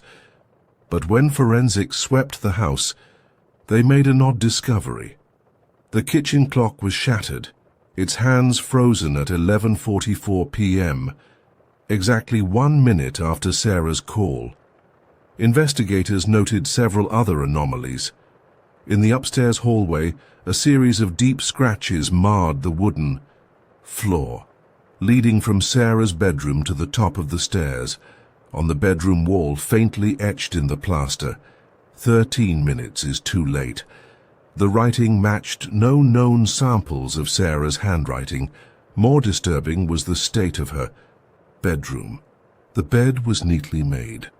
Her backpack sat untouched, but all of her clothing drawers had been emptied onto the floor, except for one which remained tightly shut. Inside, detectives found a small, old-fashioned cassette recorder. The tape inside was halfway through. "They played it back. I can hear them downstairs," Sarah's voice whispered. "I don't know if this is recording. Please, if someone finds this." They got inside. I locked the doors. But the air feels wrong. A loud bang echoed on the recording. "They're coming up." "Oh, God!" The tape cut off abruptly. The search intensified. Dogs tracked Sarah's scent to the back porch, then lost it completely, as if she had vanished into thin air. Security footage from neighboring houses offered no clues, and yet one clip stood out. At 11:47 p.m., a motion-activated camera on the porch of the house across the street recorded a strange distortion, a shimmering figure moving across the lawn, pausing at the edge of the Finley property. The image was grainy. No clear features could be made out, but the timestamp aligned perfectly with the window between Sarah's call and the arrival of police. Public speculation exploded. Some blamed a system failure. Others whispered of something darker. Sarah's mother, Karen, publicly criticized the department. My daughter called for help, and no one came. An internal investigation confirmed the error. A rare database glitch had deprioritized the call, but that didn't explain what happened to Sarah. Desperate for answers, Karen hired a private investigator, Daniel Archer. Archer was known for taking on strange cases. He began by revisiting the house, accompanied by Sarah's best friend, Maddie. As they explored the silent rooms, Maddie grew uneasy. "It's cold here," she said, rubbing her arms. "Like, too cold." In Sarah's bedroom, Archer found something the police had missed. A second tape hidden beneath the floorboard. It was labeled, "Do not play until I'm gone." Heart racing, Archer inserted the tape. Sarah's voice, trembling. "If you're hearing this, something's happened to me. I thought it was just my imagination, but There's something in this house. It watches, waits. I see it in the corners of my eyes. And now, it's closer. A faint whisper followed on the tape, words indecipherable. If I disappear, tell Mom I love her. And tell them 13 minutes isn't an accident. The tape ended. Archer brought the recording to the authorities. The phrase 13 minutes isn't an accident haunted them. Was the system error random, or was it manipulated? A forensic audit revealed troubling anomalies. The call had been manually flagged in the system by an access point that didn't exist. Someone or something intervened, Archer said grimly. Meanwhile, Maddie began receiving messages from Sarah's number. Help me. Still here. Cold. The texts were time-stamped between 3 and 4 a.m., hours after Sarah's disappearance. The sea. Phone had been recovered from the scene, powered off, yet the messages arrived. An expert traced the text's origin. The signals, they came from inside the house, but the house was sealed. Officers returned, breaking the lock. Inside, they found fresh footprints in the dust, bare feet, small, delicate, and on the living room wall, scrawled in what appeared to be ash, 13 minutes too late. Investigators were shaken. A deeper investigation into the house's history revealed a grim past. Decades ago, it had been the site of another tragedy. In 1979, a young woman named Evelyn Ward had vanished from the same house during a 911 call, eerily similar to Sarah's. Her last words, "They're here, please hurry, no one had ever found her." The parallels were undeniable. It's as if something is repeating, Archer mused. Further research uncovered an old newspaper clipping. Local. Home deemed cursed after second disappearance. Neighbors spoke of strange lights, cold drafts and whispers heard in the dead of night. "It's that house," one elderly resident said. "Bad things happen there. Always 13 minutes too late." Desperate for answers, Archer sought out Dr. Elise Warren, a parapsychologist. Her conclusion was chilling. "You're dealing with a temporal anomaly, a loop. Some trauma has imprinted itself on this place.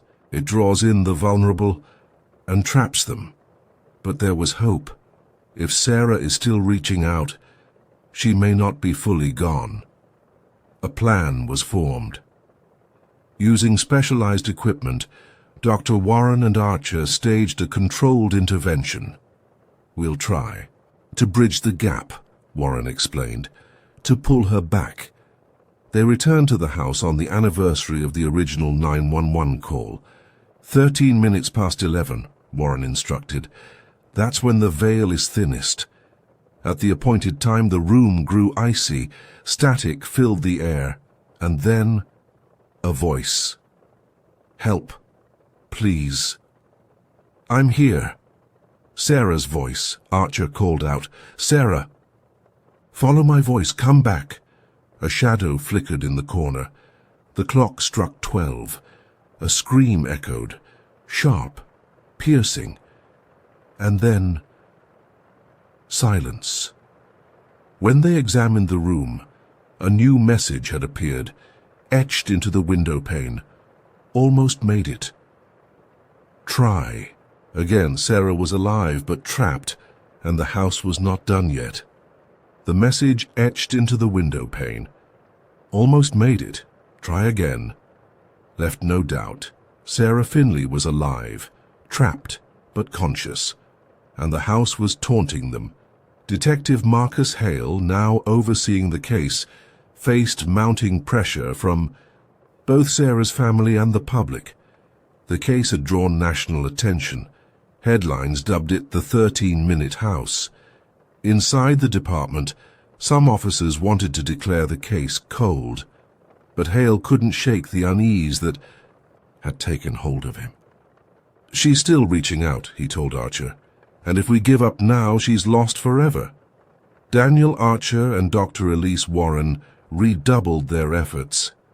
They believed Sarah was caught in what Warren called a residual temporal echo, a phenomenon where traumatic events repeat in an endless loop, reinforced by psychic energy and the fabric of the house itself. The more we interact with the house, Warren warned, the stronger the loop becomes, but that also means it can be broken. A plan was devised. They would attempt a second ritual, this time using synchronous resonance, a method that combined electromagnetic pulses, voice recordings of Sarah's loved ones, and a ritual designed to anchor her consciousness back to the present. The window of opportunity would be narrow. "We'll have 13 minutes, Warren said grimly. "No more, no less." The team prepared meticulously. Specialized equipment was brought in. The ritual would be conducted in Sarah's bedroom, the epicenter of the anomalies. As the night approached, tension mounted. Sarah's mother, Karen, begged to be part of the ritual. "She needs to hear my voice," Karen insisted. "I know she does." Though risky, Warren agreed. "But you must be prepared," she cautioned. "What you see or hear may not be." "Sarah, the entity will try to deceive us." At exactly 11:13 p.m., 13 minutes before the window, the team gathered in the house. The atmosphere was thick with dread. Static electricity danced across the floorboards. The air grew colder with each passing second. "Remember," Warren said, "once we begin, we cannot stop until the sequence completes." The clock struck 11:13. The ritual began. A deep hum filled the room as the equipment powered up. Karen's recorded voice played softly. "Sarah, sweetheart, we're here. Follow my voice." The response was almost immediate. "Mom, I'm here." "So cold." Sarah's voice echoed faintly, disembodied. Karen sobbed, reaching out instinctively. "Come home, baby, we're waiting for you." But the atmosphere shifted. The lights flickered violently. Shadows elongated unnaturally. "She cannot leave," a deep, distorted voice reverberated. Warren's voice rang out, steady. "You do not own her. Release her now." A piercing shriek filled the room. Suddenly the clock's hands spun wildly, stopping at 11:44 p.m., the cursed moment, 13. "Minutes too late," the voice taunted. The room convulsed. A vortex of swirling shadow materialized in the corner. "Sarah, now!" Warren shouted. A faint outline appeared, a shimmering figure struggling toward them.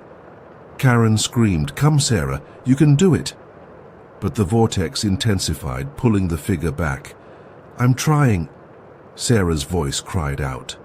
Archer lunged forward, activating a portable EM pulse generator. The vortex wavered. The figure surged forward, and then contact. Karen's hand brushed Sarah's. A blinding flash engulfed the room. When the light faded, Sarah lay gasping on the floor, pale, trembling, but alive. "She's back," Warren whispered, tears streaming down her face. The team rushed to stabilize her. Sarah's first words were haunting. "It's still there. Watching. It knows you tried." She was rushed to the hospital for evaluation. News of her return spread rapidly. Miraculous rescue in 13. Minute House. But the story was far from over. Sarah's accounts of her time trapped were disturbing. "I was in the house, but not this house. It was twisted. The rooms changed. The clocks never worked. And something followed me." She described hearing other voices, echoes of past victims. "I heard a woman crying. She said her name was Evelyn." The revelation stunned investigators. Evelyn Ward, the woman who vanished in 1979. She told me she couldn't find her way out, and that I was lucky someone was calling me. Sarah's words confirmed Warren's theory. The house is a prison, a psychic trap. and it's not empty. Further analysis of Sarah's blood revealed an anomaly. Her circadian rhythm was wildly distorted, as if her body had experienced weeks instead of days. Temporal dislocation, Warren explained, a side effect of the loop. Sarah's ordeal galvanized the team. "We have to go back," Archer insisted. "There may be others, Evelyn, and who knows how many more." But Warren hesitated. "We barely got Sarah out. The next attempt could trigger a full collapse." Meanwhile, new anomalies plagued the house. Despite being sealed, lights flickered within. Neighbors reported hearing voices. Some claimed to see figures moving behind the boarded windows. One chilling report stood out. A child walking home from a sleepover said he saw a lady in the window crying. A subsequent thermal scan revealed heat signatures, multiple inside. The empty house. The entity was growing restless. Warren feared the failed severance had provoked it. It knows we're a threat now, and it will fight back. Despite the risks, the team prepared for another intervention, this time to locate Evelyn.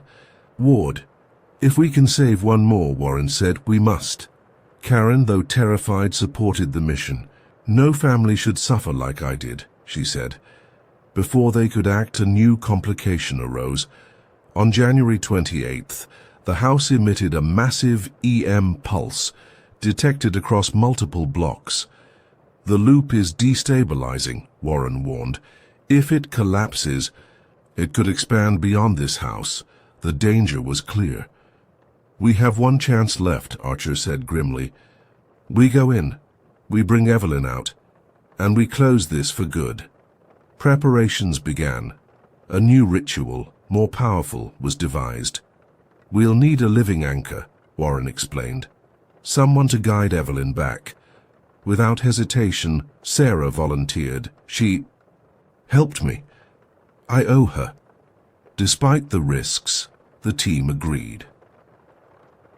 On the night of February 1st, the final attempt commenced. As the clock struck 11:13 p.m., the team entered the house. The atmosphere was worse than ever. Walls bled shadows. Clocks spun wildly. The air was ice. "Stay together," Warren urged. "And no matter what you see, do not stop," Sarah called out. "Evelyn, it's Sarah, we're here to help." A faint sob answered. "I can't find the door." The team pressed forward. Suddenly the vortex reappeared, larger, angrier. "No more she'll leave," but Sarah stood firm. "You don't scare me anymore." She extended her hand into the vortex. "Come on, Evelyn, take my hand." Minutes passed. The team's strength waned, then a frail hand emerged. Sarah grasped it firmly. "Now," Warren commanded. The team activated the seal of severance. The vortex shrieked in fury. With a blinding burst, Evelyn Ward collapsed into Sarah's arms, weak but alive. The house convulsed. "Go!" Warren shouted. The team fled as the structure trembled. Outside, the house groaned, then fell eerily silent. The loop was broken. Sarah and Evelyn were safe. The house was condemned. The lot sealed permanently. But one final mystery remained. Before demolition, Archer found a single message etched into the basement wall. One door closes, another opens, and somewhere a clock began ticking once more. The house on Hawthorne Drive stood in eerie silence. Its boarded windows and condemned walls were a grim reminder of what had transpired within. Two women, Sarah Finley and Evelyn Ward, had been pulled back from a place no one fully understood. But the final message left etched in the basement haunted them all. One door closes, another opens. Detective Hale wrestled with the implications. "This thing, it's not gone," he told Archer. "We've disturbed something far bigger." For Sarah and Evelyn, life outside the house was fraught with new struggles. Sarah experienced vivid nightmares. Rooms shifted around her in dreams. The ticking of unseen clocks echoed in her ears. "Sometimes I feel like it's still watching," she whispered to her therapist. Evelyn Ward, aged and fragile, struggled to adjust to a world 40 years older. Her memories were fragmented, her mind scarred by decades trapped in the loop. "I never thought I'd see the sun again," she said softly. Yet both women shared one conviction: the house was only part of a greater darkness. In her dreams, Evelyn spoke of seeing other doors, floating in endless blackness, each marked with the number 13. "They're connected," she told Dr. Warren. "Like a web." Warren theorized the phenomenon was no longer confined to Hawthorne Drive. "The loop may have served as an anchor point," she explained. "Now that it's broken, the force behind it could be seeking a new foothold." Evidence soon supported her fears. On February 10th, a series of emergency calls flooded the Crestwood 911 center. "There's someone in my house. I see clocks everywhere. They won't stop. Please, I'm trapped. Help!" Each call originated from different addresses across town. Detective Hale ordered immediate responses, but at each location, responders found nothing. No intruders, no evidence of forced entry, but always. A clock stopped at 11:44 p.m. The pattern was undeniable. "It's spreading," Archer said grimly. Dr. Warren convened an emergency meeting with the team. "We're witnessing a phenomenon known as temporal infestation," she explained. "When a threshold collapses, fragments of its energy can latch onto nearby structures, creating micro-loops." Sarah felt the shift acutely. "I can sense where it's stronger," she said, "like pressure in my head." Reluctantly, Warren proposed using Sarah as a living sensor. "It's dangerous," Hale protested. "She's been through enough." But Sarah insisted, "If I can help stop this, I will." The team devised a plan. Sarah would visit affected houses under controlled conditions, monitored by both medical staff and psychic shielding. Their first target was 419 Maple Street, a home where 211 calls had originated. The house appeared normal by day, but at 11:44 p.m. Sarah convulsed. "It's here," she gasped. "Under the floor." A sweep of the basement revealed a hidden compartment. Inside, a broken clock and a faded photo of a family none of the current owners recognized. "It's anchoring here," Warren confirmed. Using a portable resonance disruptor, they neutralized the anomaly. Encouraged, the team moved to other affected sites. Each revealed similar patterns: clocks, photographs, messages etched in walls. 13. Follows. Not yet free. You can't stop time. The battle became a race. "If we can't contain this," Warren warned, "it could engulf the entire town." Meanwhile, Evelyn's health declined. "It calls to me," she murmured. "Wants me back." Sarah visited her often, offering comfort. "You're free now," she said gently. But Evelyn shook her head. "I escaped, but part of me is still there, and it knows." On February 22nd, Evelyn vanished from her care facility. Security footage showed her walking calmly into the night. The team launched a frantic search. Sarah felt it instantly. "She's at the house." They raced to Hawthorne Drive. There, beneath the condemned house, they found an open fissure in the earth, radiating cold. Evelyn stood at its edge, eyes vacant. "I hear them. They need me," she whispered. Sarah reached out. "No, you don't belong there." But a shadow surged from the fissure, pulling Evelyn in. Sarah grabbed her arm, fighting the pull. "You're stronger than this." Evelyn's eyes cleared briefly. "Tell them, close the door. For good." With a final wrenching cry, she slipped from Sarah's grasp, vanishing into the darkness. The fissure sealed behind her. Sarah collapsed, sobbing. "She sacrificed herself," Warren said softly, "to buy us time." The team now faced a grim truth. "The threshold wasn't fully closed," Warren admitted. "It fractured. Now it seeks to rebuild, and it's learning." Sarah's resolve hardened. "Then we finish what we started." A new strategy was devised. They would locate the original source, object, the artifact that first opened the threshold decades ago. "Every loop begins with an anchor," Warren explained. "Find it, and we can sever the connection permanently." Archer and Hale scoured historical records.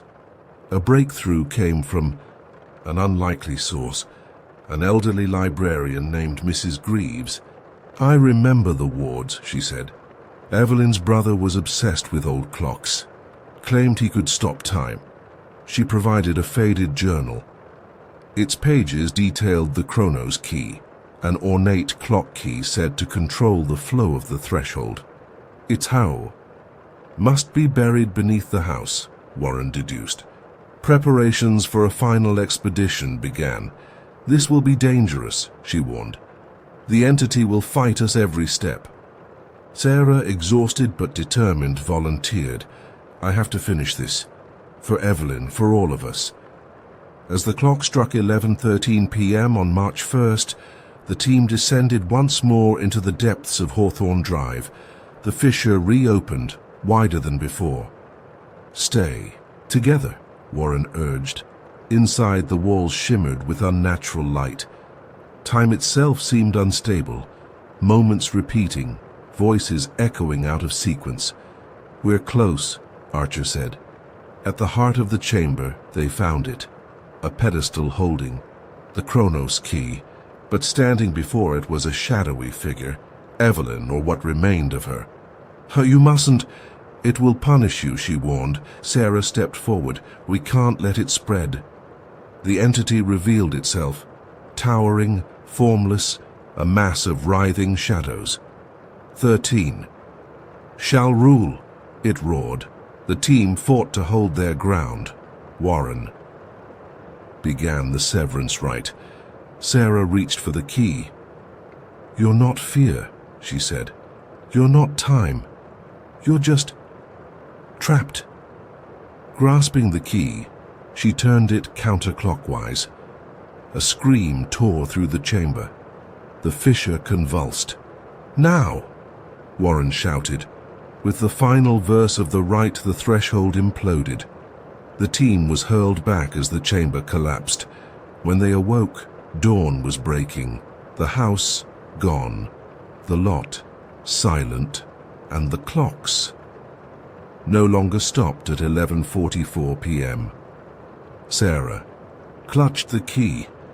"It's over," she whispered. But as the team departed, none noticed a faint ticking sound echoing from deep beneath the earth, and a new message, etched into the soil. Time never ends. The destruction of the house on Hawthorne Drive was supposed to bring peace.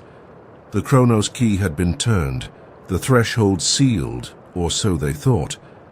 But as days passed, the town of Crestwood found little relief. The message in the soil, "Time never ends," was more than a threat. It was a prophecy. Sarah Finley could feel it. "It's not over," she whispered to Detective Hale. "Something is still moving."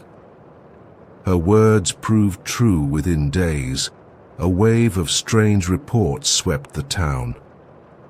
Clocks malfunctioning in random homes. Children waking at exactly 11:44 p.m., crying inconsolably.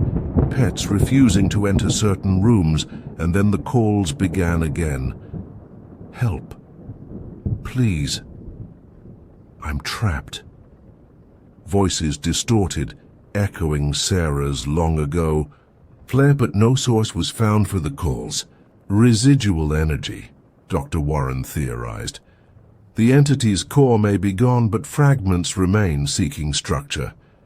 Victor Gray, who had quietly joined the initiative after the threshold collapse, offered another chilling insight. The key did not destroy the force, it disrupted its cycle. Now it's scattered, trying to reform. Sarah experienced it firsthand. While visiting her mother one evening, the lights flickered. The television displayed static, and faintly beneath the hiss came Evelyn's voice. "Sarah, the door, open again." Sarah collapsed in a seizure, her mind bombarded with images. Twisting corridors, floating clocks, Evelyn's face pleading. "It's using her," Warren said, "as a bridge." The entity, wounded but not destroyed, sought to anchor itself once more, this time through Sarah. The team faced a grim choice. "We must sever the connection completely," Warren said, "but doing so may cost Sarah everything." Detective Hale was resolute. "We've come too far to lose her now." Research intensified.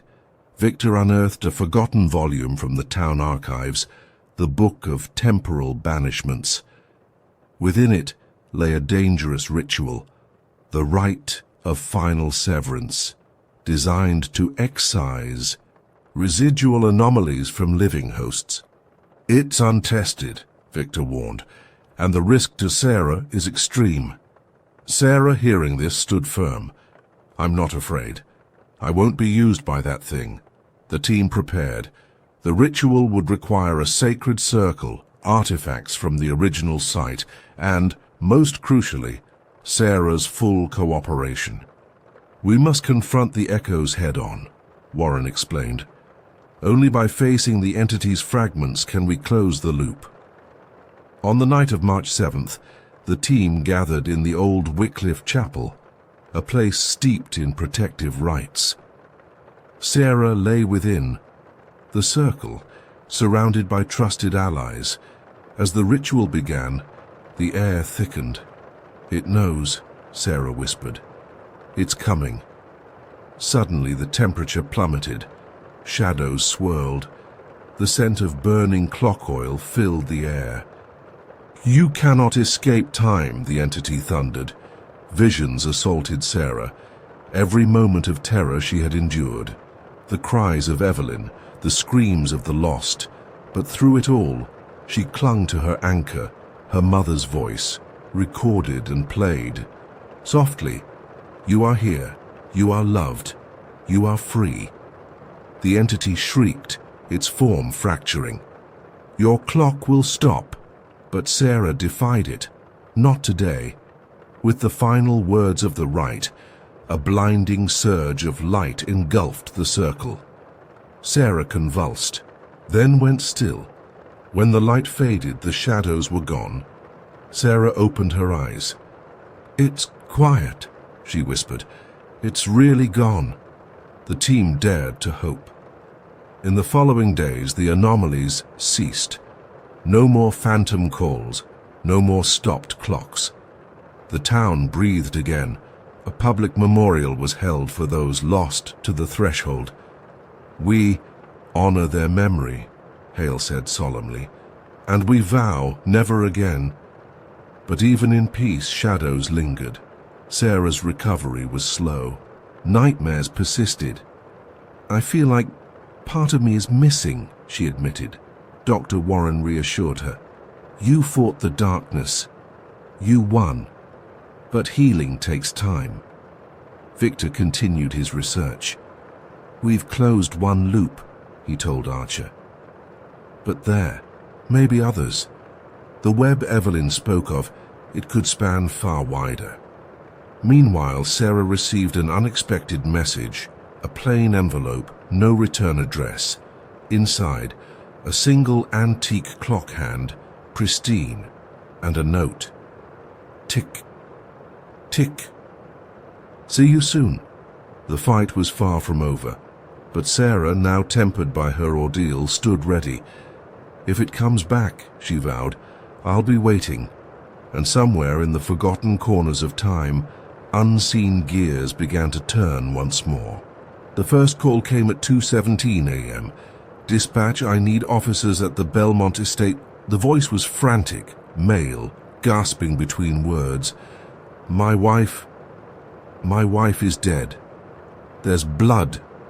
So much blood." The line disconnected. By the time officers arrived at the sprawling manor on the outskirts of Western Hills, dawn was beginning to creep over the horizon. Inside the grand bedroom suite of the Belmont estate, the scene was one of chaos. The white silk sheets were drenched in crimson. On the floor lay the body of Clara Morgan Belmont, 26 years old, newly married. She had been the town's sweetheart, and just hours before, Clara had stood at the altar in her designer gown, radiant, beaming beneath the golden chandelier of St. Augustine's Cathedral. She was perfect, one guest would later say. The groom, Matthew Belmont, heir to the Belmont fortune, was found in the corner of the room, rocking back and forth, his tuxedo torn and blood-stained. "I didn't do this," he kept repeating. "I swear to God I didn't." But there were no signs of forced entry. No signs of a struggle beyond the blood-stained bed, and Clara's body, her throat had been slashed with surgical precision. Detective Elena Vaughan, first on scene, surveyed the room with a sinking feeling. "It looks ritualistic," she murmured. Forensics confirmed the oddity. No defensive wounds, the coroner reported. It's as if she was asleep or paralyzed. Matthew was taken into custody, but as news of the murder spread, whispers rippled through the town. "She was cursed," one old woman claimed. "I told her not to marry into that family. The Belmonts were wealthy, old money, but carried a reputation for misfortune. Strange deaths, sudden illnesses, disappearances that went unspoken. Clara had been warned, but she had fallen for Matthew anyway. He's not like the rest," she had told her best friend Grace weeks before the wedding. "I love him." Detective Vaughan dug deeper. She uncovered unsettling details. In the weeks leading up to the wedding, Clara had reported several disturbing incidents. "I think someone's watching me," she told Grace. "At night, I hear whispers, and there's this smell, like old perfume." One night she awoke to find her wedding dress, stored safely in its garment bag, hung on the mirror, torn at the hem. Matthew had dismissed her fears. "You're stressed," he said. "It's wedding jitters." But Clara had grown increasingly anxious. Her final journal entry found in her nightstand read, "If anything happens to me, don't trust them. The Belmont name hides dark things. I can feel it." The handwriting ended abruptly, the pen trailing off. Forensic analysis revealed a sedative in Clara's bloodstream, powerful enough to induce near paralysis. Someone drugged her, Vaughan concluded. But how? There were no signs of forced ingestion, no tampered food or drink. And then the first piece of real evidence emerged. A hidden camera, planted in a decorative lamp by Clara herself, recorded the hours leading up to the murder. At 1:48 a.m. the video showed Clara sleeping peacefully. Then the door creaked open.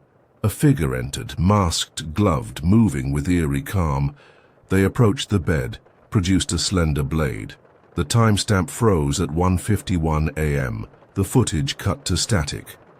Deliberate interference, the tech expert said. Someone knew how to disable it. But the brief glimpse provided a clue. The figure wore an antique pendant, a sigil associated with the Order of the Crimson Hour, a secretive society rumored to involve several prominent Belmont ancestors. Matthew was ruled out.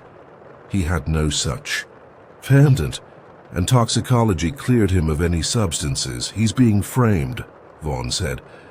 But if not Matthew, then who? Clara's mother, Margaret Morgan, provided a chilling lead.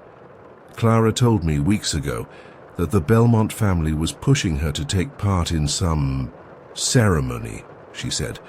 She thought it was a joke, but she was scared.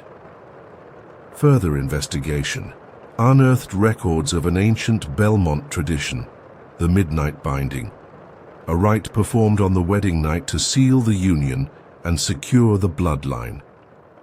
It hasn't been practiced in decades, Matthew's aunt claimed. It was all superstition, but Detective Vaughn wasn't convinced. Someone resurrected the rite, she told her team, and Clara paid the price. Surveillance footage from the estate grounds revealed another disturbing detail. At 1:30 a.m., a cloaked figure was seen entering the garden, carrying what appeared to be an ornate box. 30 minutes later, the same figure exited empty-handed. An accomplice, Vaughn surmised, and they brought something meant for that ritual. A search of the estate turned up the box, hidden behind a false panel in the wine cellar. Inside, ritual knives, ancient scrolls, and a faded photograph, the E. Photo showed a young woman, Eleanor Belmont, Matthew's great-grandmother. The back bore a handwritten note. She resisted. We completed the rite. Historical records confirmed Eleanor had died under mysterious circumstances. On her wedding night, a pattern emerged. Vaughn confronted Matthew. Did you know about the rite? No, he insisted. I loved Clara. I would never... But Vaughn needed more. She consulted Dr. Alaric Shaw, an expert in occult history. His conclusion was chilling. The order believed that sealing the bloodline required sacrifice, he said. The bride had to willingly partake. If she refused, he paused. The rite was completed through blood. Clara had refused, and someone had ensured the rite was fulfilled. But who? Suspicion turned to Matthew's uncle, Sebastian Belmont, a recluse with known ties to the order. Sebastian's whereabouts that night were unaccounted for. Find him, Vaughn ordered. A raid on Sebastian's estate revealed damning evidence. In a hidden chamber beneath layers of dust lay robes bearing the same sigil seen in the video and a journal. Its final entry read, "The blood must flow." She was warned. The line will endure. Sebastian was nowhere to be found. A manhunt ensued. Meanwhile, Sarah's visions intensified. She began to dream of Clara, standing at the foot of her bed, eyes hollow, lips moving soundlessly. She's not at rest, Warren said. The rite left an imprint. It must be cleansed. The team prepared a final confrontation, both physical and spiritual. We must end this cycle, Vaughn said, or it will claim more. As they closed in on Sebastian's trail, the truth of the Belmont curse and the full horror of Clara's fate was about to be revealed. The manhunt for Sebastian Belmont escalated quickly. Detective Elena Vaughn mobilized every available resource. Patrols combed the Belmont properties. Checkpoints were established at all major routes out of Western Hills. But Sebastian was a ghost. He had this prepared, Vaughn said grimly. He knew the net would close. Meanwhile, the deeper implications of Clara's death began to surface. Forensic analysis of the ritual box revealed centuries-old bloodstains, along with human bone fragments, artifacts of prior sacrifices. This is not an isolated incident, Dr. Shaw told Vaughn. This is a lineage of blood. Sarah Finley's dreams became more vivid. She's trying to tell me something, she insisted. Each night I see her in that room, pointing to something under the bed. Vaughan ordered a second forensic sweep of the Belmont master suite. Beneath a loose floorboard, technicians found a small velvet pouch. Inside, Clara's engagement ring and a folded letter. To whomever finds this, I fear I will not survive. Tonight, if I do not, know that the Belmont name carries darkness, and someone among them means to ensure it continues. Please, end this. The handwriting matched Clara's journal. She knew, Vaughan whispered. She knew they were coming. The psychological impact on Matthew Belmont was severe. Held in protective custody, he vacillated between grief and guilt. She was so happy that night, he told Vaughan, and then nothing. I woke up to blood. I don't remember hearing anyone enter. But a toxicology screen revealed traces of the same sedative found in Clara's system. They drugged you too, Vaughan. Confirmed. They needed you unconscious. Matthew's shock turned to rage. My own family, they used me as a pawn. Meanwhile, Victor Gray made a chilling discovery. Through arcane genealogical research, he traced the Order of the Crimson Hour's origins to a 16th century pact, one that demanded the Belmont heirs marry and seal the bloodline through sacrifice. Failure to complete the rite, Victor read aloud, would doom the family to dissolution and ruin. But what was perhaps most disturbing was this line: if the bride resists, the ritual may still proceed through external agents loyal to the order. Sebastian was the agent, Vaughan said. The net began to tighten. Interpol flagged an attempted purchase of false documents matching Sebastian's description. He's trying to flee, Hale said. We may have one shot. An undercover operative traced Sebastian to an abandoned estate 2 hours north of Western Hills. A forgotten Belmont property known as Graymore Hall. The team prepared for a raid. This won't just be an arrest, Vaughan warned. We're stepping into the heart of this curse. Meanwhile, Sarah's visions turned violent. There's more, she gasped after a particularly brutal dream. They didn't just kill Clara, they tried to bind her spirit, to keep the cycle alive. Warren confirmed the possibility. Ritual sacrifice under these conditions can leave the victim tethered, unable to pass on. Clara's restless presence was not vengeance, it was a plea. She wants us to finish what she couldn't, Sarah said. At Graymore Hall, the team breached the property under cover of darkness. Inside, they found signs of recent habitation, discarded robes, ritual paraphernalia, old texts, but no Sebastian. Instead, in the great hall, a grisly altar stood ready, bloodied knives arranged meticulously, and at its center, an open journal. The line must endure. I will see the rite completed anew. A map tucked inside the journal pointed to the old chapel ruins. On the estate grounds, he's moving the ritual, Vaughan realized. We have to stop him now. The team stormed the chapel. There, beneath flickering torchlight, they found him. Sebastian stood before the altar, chanting in an ancient tongue. Beside him, a new target. Grace, Clara's best friend, bound and sedated. You will not stop the... Order! Sebastian bellowed. A violent struggle ensued. In the chaos, Victor shattered the altar's core sigil, disrupting the ritual. Sebastian was subdued, but the damage was done. He's beyond redemption, Vaughan said as officers led him away. But as dawn broke, an ominous presence remained in the chapel. Sarah, drawn by Clara's whispers, found a hidden compartment beneath the altar. Inside, a withered family grimoire, and a sealed locket. This is the true source, Warren said. The locket binds the curse. But severing it would not be easy.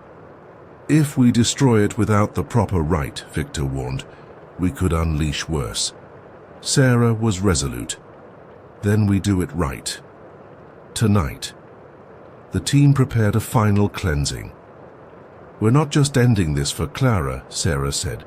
We're ending it. For every bride they sacrificed. As night fell, the cleansing began, candles flickered, ancient chants filled the air. Clara, Sarah whispered, holding the locket. We're setting you free. The air grew heavy. A chill swept the chapel. Clara's apparition appeared, pale, mournful. Thank you, her voice echoed. As the final incantation rang out, the locket shattered. A brilliant light consumed the space, and when it faded, Clara was gone. Peaceful at last. It's over, Vaughan said, but in Victor's journal, one final warning remained. When one bloodline breaks, another awakens, and deep beneath the estate, unseen, a single sigil began to glow once more. The locket was shattered, the cleansing ritual complete, and for a moment it seemed that the Belmont curse had finally ended. Clara's spirit had vanished in a burst of light, her whispered, "Thank you," still echoing in Sarah's mind. But deep, beneath Greymore Hall, where time seemed to thicken and the air hummed with ancient energies, a sigil burned to life, feeding on the remnants of the ritual. When one bloodline breaks out, another awakens. Detective Vaughan sensed the shift before anyone else. We've disturbed something older than the Belmonts, she told Victor Gray as they pored over the crumbling grimoire recovered from the altar. Look here, Victor said, pointing to a faded passage. The Order of the Crimson Hour was but a branch of a greater covenant, the Pact of the 13th Veil. According to the text, the Belmont ritual had served two purposes: to secure their bloodline and to maintain a fragment of the Pact's original power within Western Hills. Breaking the ritual without neutralizing the source may have triggered the next phase, Victor warned. Sarah, exhausted but resolute, joined them. Then, "We finish this," she said, "whatever it takes." But the enemy was already moving. That same night, an ancient sigil appeared on the Belmont estate's main gate, etched in what forensics could not identify. The next morning, Sarah awoke to find a single black rose on her doorstep. Attached was a card bearing an unfamiliar symbol, a spiral within a circle. "The 13th Veil," Victor confirmed. "They know who you are now." Meanwhile, Sebastian Belmont languished in solitary confinement, but his mind remained tethered to the pact. During a routine psychological evaluation, he stared blankly ahead and whispered, "You broke the chain. Now the veil stirs." His pulse spiked dangerously. Moments later, he suffered a violent seizure and slipped into a coma. "It's using him," Warren said. "The pact isn't finished." Sarah's visions intensified. "I see faces," she gasped. "Women, brides from centuries ago. They're trapped. They're calling out to me." Victor and Warren knew what it meant. "The veil draws strength from the pain of those who were sacrificed," Victor explained. "You've become its beacon." Preparations began for a deeper investigation. "We must locate the original pact site," Warren said, "before it fully manifests." Old Belmont estate records hinted at a hidden crypt beneath St. Augustine's Cathedral, where Clara and Matthew had wed. It was their true altar, Victor realized. The public church above masked the secret rites below. The team secured permission to investigate the crypt. They entered as dusk fell. The air grew colder with each step. "It's stronger here," Sarah whispered. "I can feel them." At the crypt's heart, they found an ancient stone door, sealed with melted wax and iron chains. The wax bore the same spiral sigil. "This is it," Victor said, "but breaking the seal would come at a cost. If we enter, We must be prepared to face whatever lies within, Warren warned. The team forged ahead. As the final chain snapped, the door groaned open. Inside, they found a circular chamber. 13 skeletal figures sat in thrones around a central dais, each bearing the remnants of bridal attire. Atop the dais, a massive tome bound in human skin. "The Grimoire of the Veil," Victor whispered, "the source of the pact." But as they approached, the temperature plummeted. A voice filled the chamber, many voices, layered and cold. "You have broken the chain. The balance must be restored." Shadows swirled, coalescing into a figure. It wore a bridal veil of black lace. Beneath it, no face, only endless darkness. Sarah stood firm. "You won't take another soul," she declared. The entity laughed, a sound that shook the stone. "You are already mine." Suddenly Sarah collapsed. Visions assailed her, 100 brides torn from life, trapped in the veil. "Help us," they pleaded. In the physical world, the team fought to reach her. "Sarah, stay with us," Vaughn shouted. Victor began the counter-rite, channeling protective energy through the grimoire.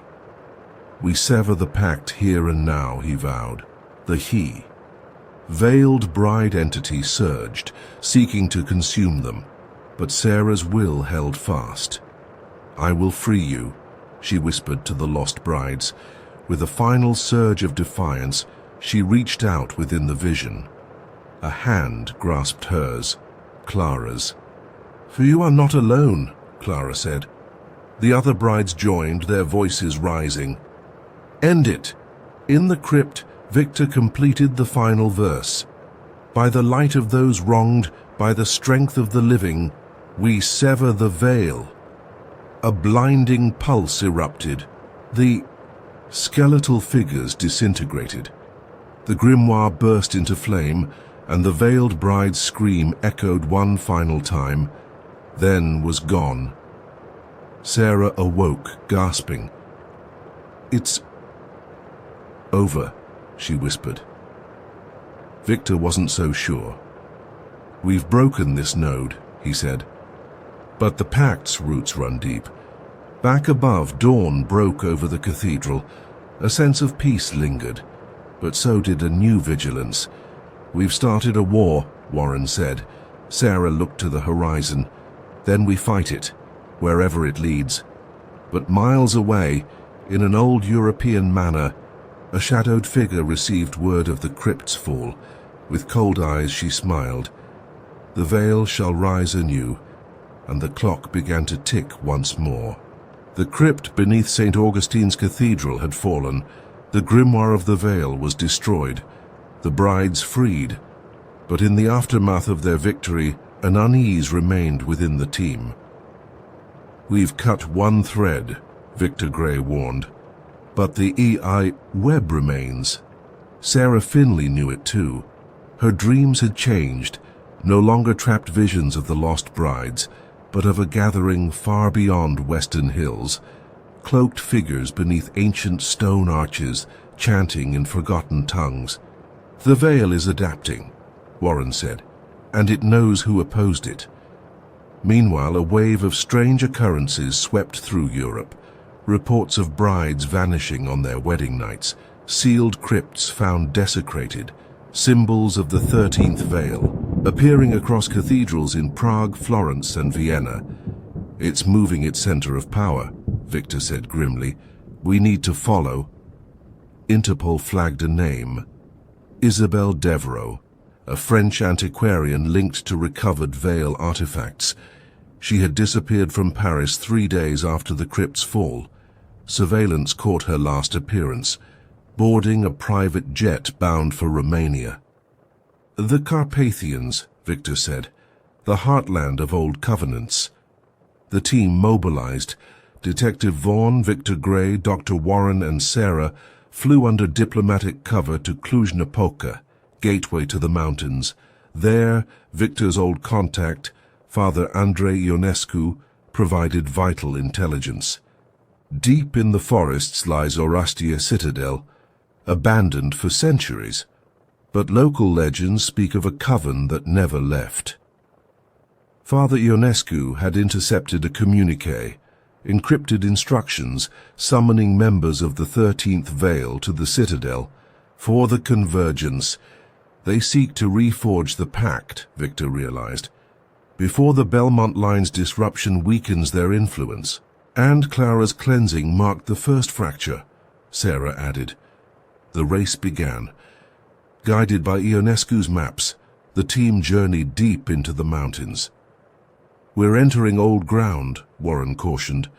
"Places where the Veil's power is strongest." Sarah felt it in her bones. "It's waiting for us." At dusk, they reached the outer ruins of Orastia Citadel. The air was unnaturally cold, the forest silent. "They're here," Victor confirmed. Through a cracked window, they glimpsed the gathering. 13 robed figures. At their center, Isabel Devereaux leading the ritual. An obsidian veilstone hovered above the altar, its pulsing light synchronizing with the chant. "If they complete this," Warren whispered, "they'll anchor the Veil across Europe." A direct assault was impossible. Instead, the team prepared an infiltration. "We disrupt the Veilstone," Victor explained. "Without it, the ritual fails," Sarah volunteered. "I can sense its pulse. I'll guide us." The team moved through forgotten tunnels beneath the Citadel. Sarah led with unerring instinct, drawn by the stone's thrumming energy.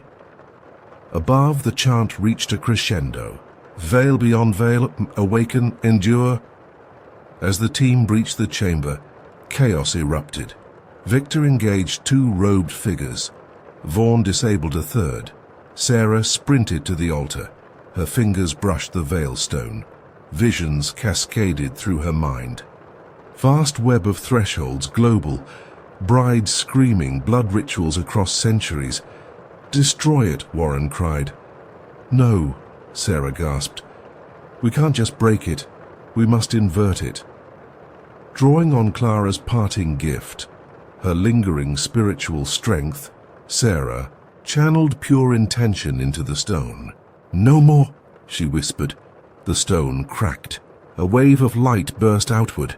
Figures screamed, robes incinerating. Isabel collapsed, eyes wide with terror. You've doomed us all," she hissed. But the stone shattered fully, and the chamber fell silent. The survivors were taken into custody. Victor studied the ruins. "This node is gone, but others remain."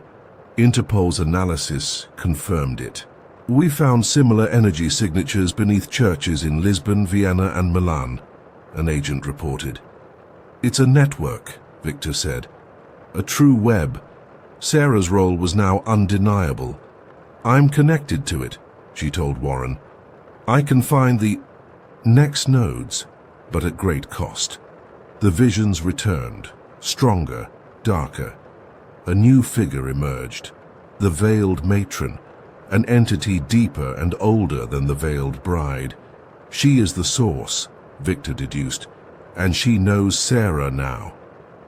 A message soon arrived. Single page burned at the edges. "The veil is endless. Come to Vienna's if you dare." The team prepared.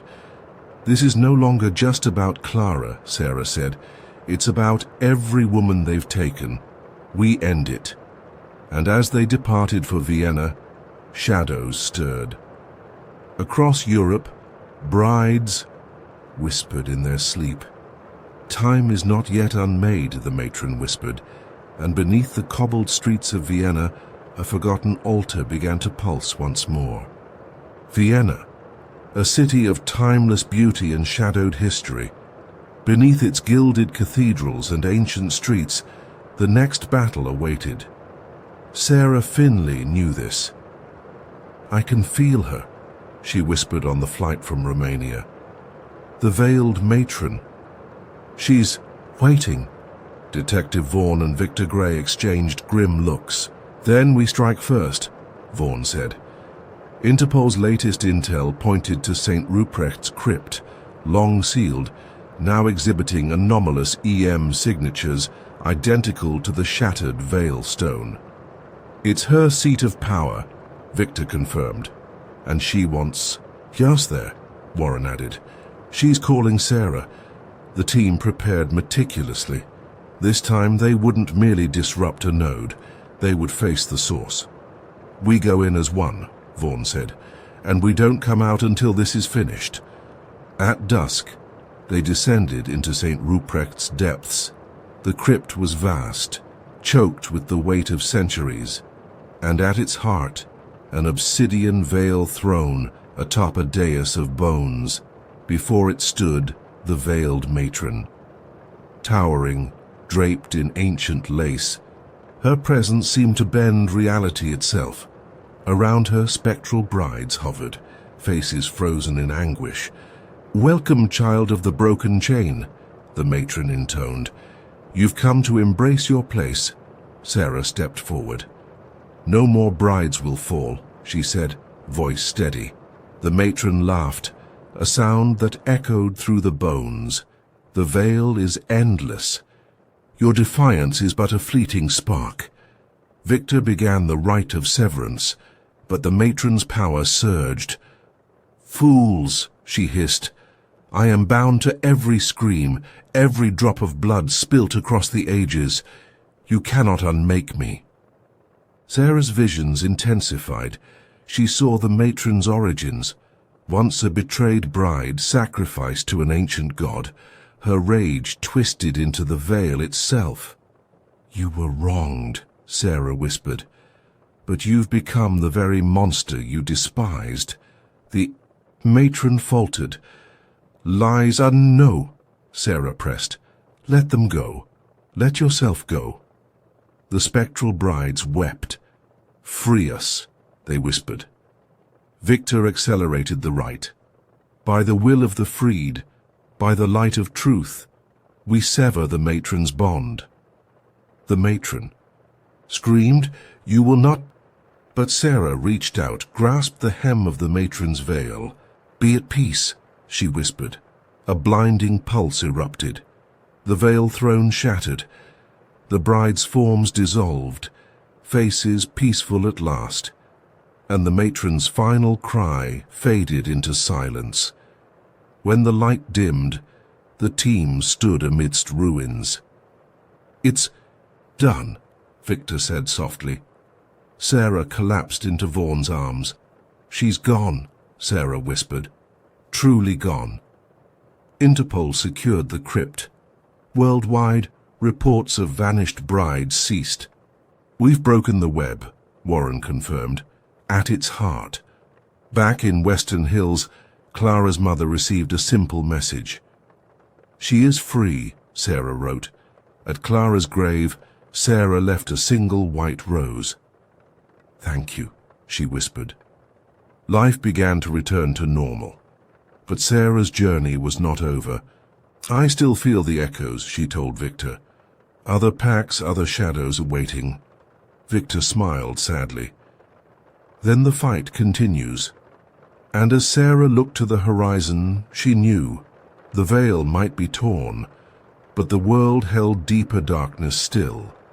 She would face it, for Clara, for the lost, and for those yet to be saved. When the police arrived at 87 Caraway Lane, the front door was ajar. Inside, the silence was suffocating. A single lamp cast a pale pool of light across the living room. On the coffee table sat a half-empty bottle of milk, a pacifier, and a small, stuffed rabbit, its left ear torn. But there was no sign of Abigail Lane, 17 years old, last seen babysitting Oliver Simmons, the 2-year-old son of Peter and Evelyn Simmons, and no sign of Oliver. The call had come in just after midnight. "I think something's wrong," Evelyn had said, her voice trembling. "Abigail isn't answering, and the house..." It feels wrong. Officers found no evidence of forced entry, but in Oliver's room, a strange pattern of deep gouges marred the wooden floor, leading to the window, which was wide open despite the chill of late autumn. Detective Michael Reyes examined the scene. No blood, no prints, no sign of a struggle, he said. It's as if they vanished. Abigail's phone was found in the playroom. The last text, sent at 10:42 p.m., read, "I need to talk to you. I found something. Something bad." The recipient, her best friend, Kayla Thomas. She was scared, Kayla told Detective Reyes. She'd been acting weird all week. Said the Simmons house wasn't what it seemed. According to Kayla, Abigail had confided that Oliver would sometimes wake in the night screaming about the lady in the walls. Abby thought he was just having nightmares, Kayla said. But then, she started hearing things too. Further, investigation revealed that the Simmons had only recently moved to 87 Caraway Lane. The previous owners, the Rowans, had vacated the house abruptly, citing personal reasons. A background check uncovered a troubling pattern. In the past 20 years, 3 families had left the house under similarly vague circumstances, and in 1998, a babysitter named Melissa Hartman had vanished from the very same house. Her case still unsolved. "We've got a pattern," Reyes said grimly. A deeper search of the house uncovered more anomalies. Behind a loose panel in the nursery wall, forensic techs found an old, yellowed diary. It belonged to Melissa Hartman.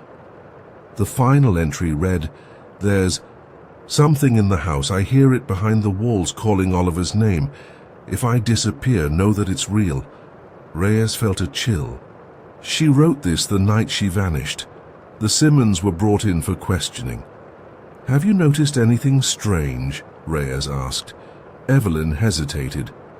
"At night, sometimes we hear knocking inside the walls, but Peter said it was just the pipes." Peter looked uneasy. "We didn't want to scare Abigail," he admitted, "but Oliver kept talking about her. He calls her the lady." "Have you seen anyone? Any sign of an intruder?" Reyes pressed. Peter shook his head. "No. But last night, we both dreamed of her. A woman in an old wedding dress, her face wrong." A search of property records yielded another clue. In 1954, the house had belonged to Eleanor Grayson, a young widow rumored to be mentally unstable. According to local legend, Eleanor had lost her infant son to illness, and in her grief had retreated into madness. Neighbors reported hearing lullabies sung through the walls long after Eleanor herself was found dead in her parlor, an apparent suicide. "There's no record of what happened to her child," Victor Gray noted. "Some say she believed he was trapped in the walls." The house was sealed for forensic analysis. Meanwhile, Reyes obtained Abigail's phone records. At 10:31 p.m., minutes before her final text to Kayla, she had made a call to an unlisted number. The call lasted exactly 13 seconds. Who was she calling, Reyes wondered. Tracing the number led nowhere. But then Kayla provided another lead. "Abby sent me a voicemail the night before she disappeared," she said. "I didn't listen until now." The message played, "Kayla, I don't know what's real anymore. Oliver said she's coming tonight. I heard her voice behind the wall. I think she wants him. If anything happens, tell them it's true." A cold dread settled over the investigation. She believed it, Reyes said. "Whatever this thing is, it's been in that house for decades." The team deployed specialized equipment, thermal cameras, EVP recorders. In the nursery, they captured a chilling audio clip, a woman's voice, faint but clear. "Hush.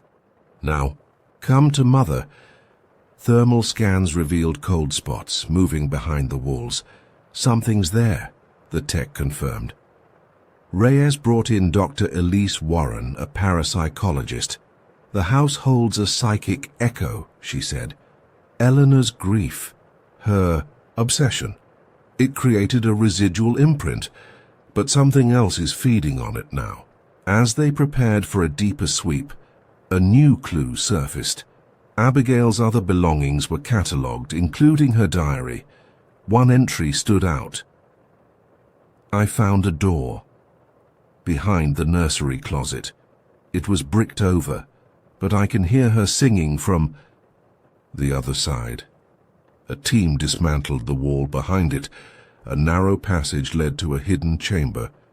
Inside, a child's crib, rotted with age. Faded toys scattered across the floor, and on the wall, scratched in frantic scrawl, "She will take them all." In the crib sat a single item, a porcelain doll, its glass eyes gleaming in the dark. As the team entered, the air grew thick. "She's here," Warren whispered. A sudden blast of cold extinguished their lights, and in the pitch dark, a lullaby began to play from nowhere. "Hush now, sleep." Then Abigail's voice, "Help me, please, I'm still here." Reyes's heart pounded. "We're not alone." The chamber held more secrets, and the truth behind Abigail's disappearance was only beginning to emerge. The chamber beneath the Simmons house had become the epicenter of something darker than Detective Reyes had ever faced. Abigail Lane's voice, "Help me, please, I'm still here," had echoed through the pitch-dark room. But no sign of her body, no trace of Oliver Simmons, and no clear explanation for the chilling phenomena the team had just experienced. "We're dealing with a haunting," Dr. Elise Warren said, "but this is more than residual energy. Something here is alive." The porcelain doll was taken for analysis. "It radiates EM fields consistent with strong psychic attachment," Warren noted. "Likely Eleanor Grayson's link to the child she lost." Reyes ordered a full scan of the passage and adjoining walls. "If there's a cavity big enough to hold a child or Abigail, we need to find it." Meanwhile, Kayla Thomas provided more insight from Abigail's diary. She wrote about Oliver talking to the walls, Kayla said. But it wasn't just one voice. He said there was a woman and a man. The man was angry. That detail was new. The legends only mention Eleanor, Victor Gray commented. Could someone else's spirit be involved? Historical records were re-examined. A breakthrough came from a forgotten police file from 1954. Eleanor Grayson's death had been ruled a suicide, but the autopsy report contained a disturbing note. Bruising, consistent with restraint. Ligature, marks on wrists, signs of struggle. And more chilling, a second adult male shoe print had been found at the scene. She wasn't alone when she died, Reyes said. Further digging revealed that Eleanor had been engaged to Arthur Wilkes, a local businessman. They had quarreled in the weeks before her death. Witnesses described Arthur as controlling, obsessed with Eleanor's loyalty. He vanished after her death, Warren said. Never found. Or he never left, Reyes muttered. The theory emerged. Eleanor's grief had created the psychic echo. But Arthur's violent spirit had become a parasitic force, feeding on that energy, and now targeting new victims, including Abigail and Oliver. The team prepared a new sweep of the house. We'll trigger the entities, Warren said.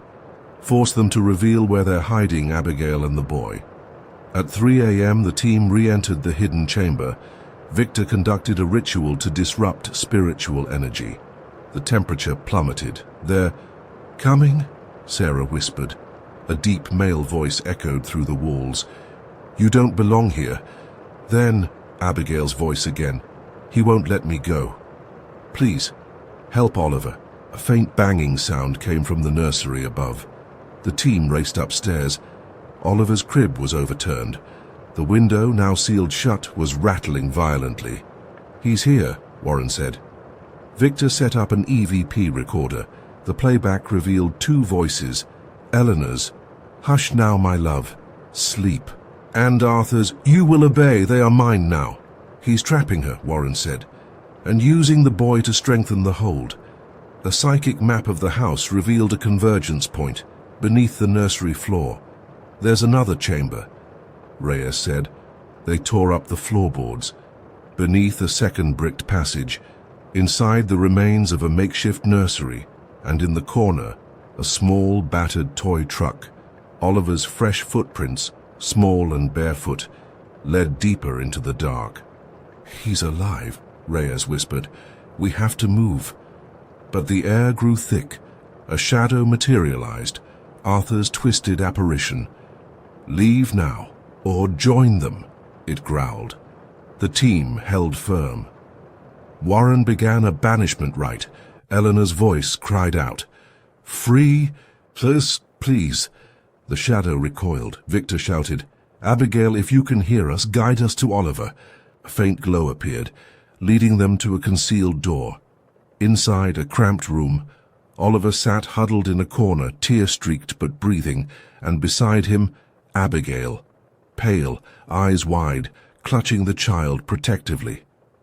"You found us," she whispered. Reyes pulled them both out as Victor completed the rite. Arthur's spirit shrieked. "I will return," it howled before dissipating. Eleanor's voice followed. "Thank you. Set us free." The air cleared. The house grew still. Paramedics rushed Abigail. "Hand Oliver to the hospital." Both were physically unharmed but deeply shaken. "She kept him alive," Reyes said in awe. Abigail confirmed the ordeal. "I found the second door. He was already pulling Oliver through. I fought him. I don't know how long we were trapped." Oliver clung to her, sobbing. "No more, lady. No. Morman," he whispered. With the threat contained, Warren performed a final cleansing of the house. "Residual energies may remain," she warned, "but the binding force is broken." Reyes closed the file, but not without lingering questions. How many others did Arthur claim over the decades? He wondered. Victor shook his head. Some secrets remain buried. Abigail recovered slowly, hailed as a hero. Oliver's parents expressed eternal gratitude. "She saved our son," Evelyn said through tears. But for Abigail, the experience left scars. "Still hear them sometimes," she told Kayla. "In my dreams," Victor cautioned her. "The house's darkness may echo for a time, but your strength overcame it." And in the deepest part of the house, sealed beneath iron and salt, the chamber lay silent, but one faint line remained scratched into the wall. "I will wait." Reyes stared at it. "We'll be watching," he vowed. And somewhere, in the forgotten corners of the house, unseen eyes blinked open once more. The house at 87 Caraway Lane stood silent now, sealed, cleansed, but not forgotten. News of the harrowing rescue spread quickly. Abigail Lane became a reluctant figure of local legend, a 17-year-old babysitter who had defied an ancient force to save a child. Oliver Simmons was safe, recovering at home, but for Abigail the nightmare was far from over. "I still hear them," she whispered to Kayla, voice trembling. At night, in the walls, Detective Reyes and Dr. Warren monitored her closely. "Residual connection," Warren explained. "Prolonged psychic exposure leaves traces." Victor Gray confirmed it. Arthur Wilkes' influence lingers. The banishment weakened him, but did not fully destroy him. Then the first sign appeared. At 3:13 a.m., 3 days after the rescue, Reyes received a call.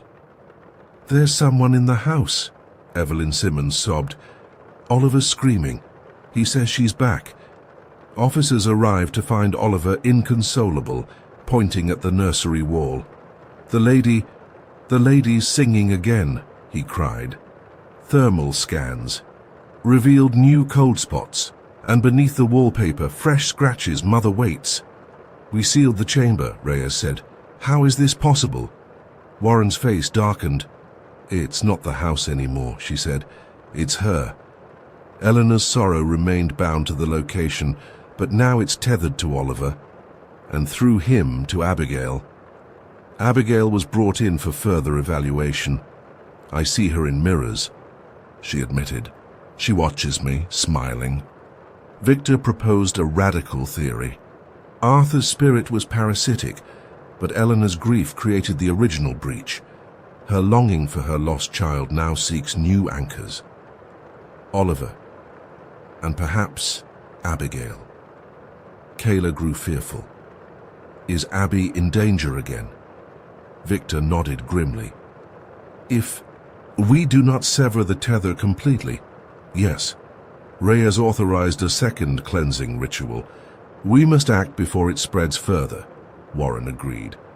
Preparations began. Abigail and Oliver were brought to a neutral site, a church long blessed against spiritual intrusion. Victor led the rite of severance. "We call upon light to break all bonds of sorrow and loss," he intoned. At first, nothing. Then Oliver screamed, "She's here, she's mad!" Mirrors across the room shattered simultaneously.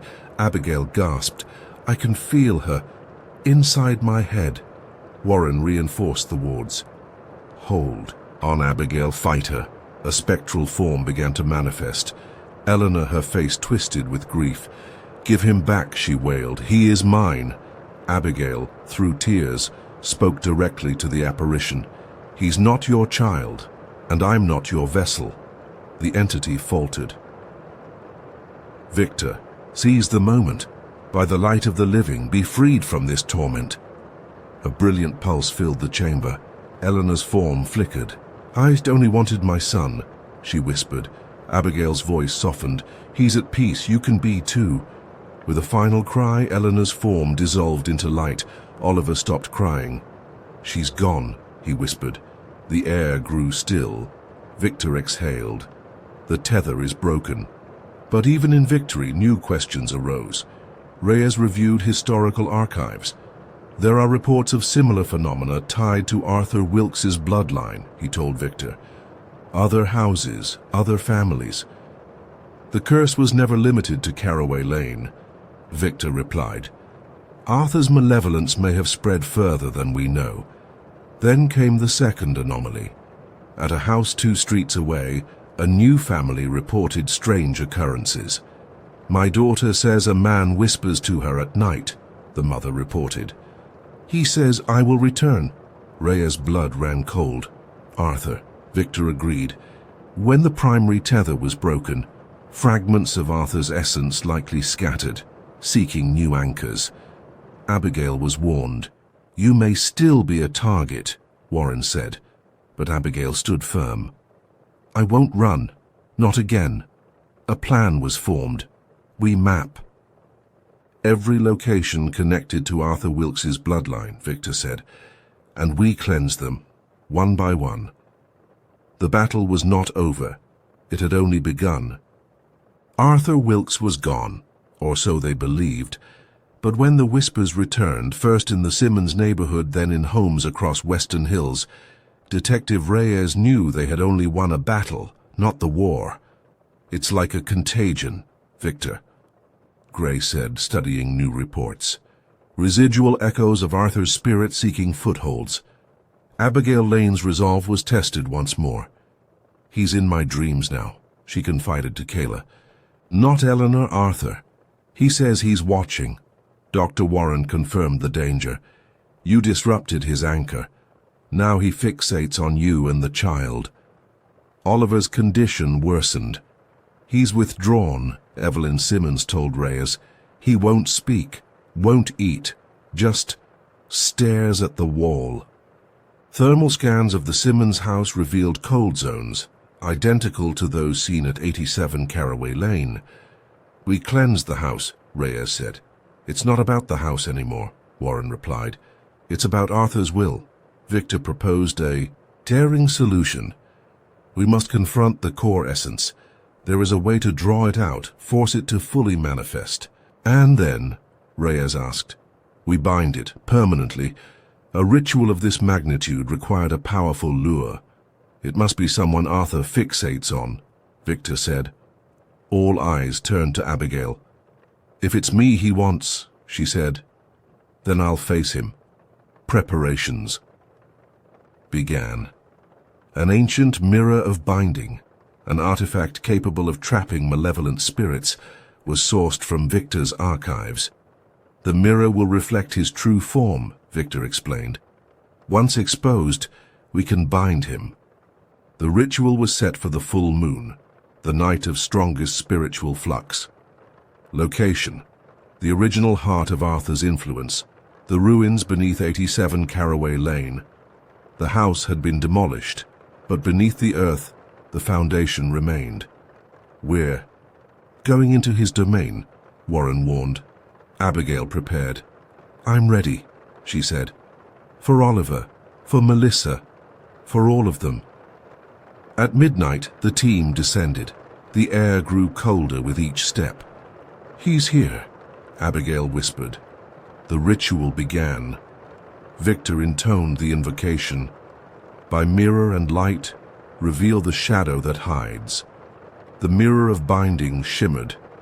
Suddenly, Arthur's voice filled the chamber. Fools, you cannot banish me. His form materialized, twisted, half human, half shadow. Come to me, child, he hissed at Abigail. You are mine. Abigail stood her ground.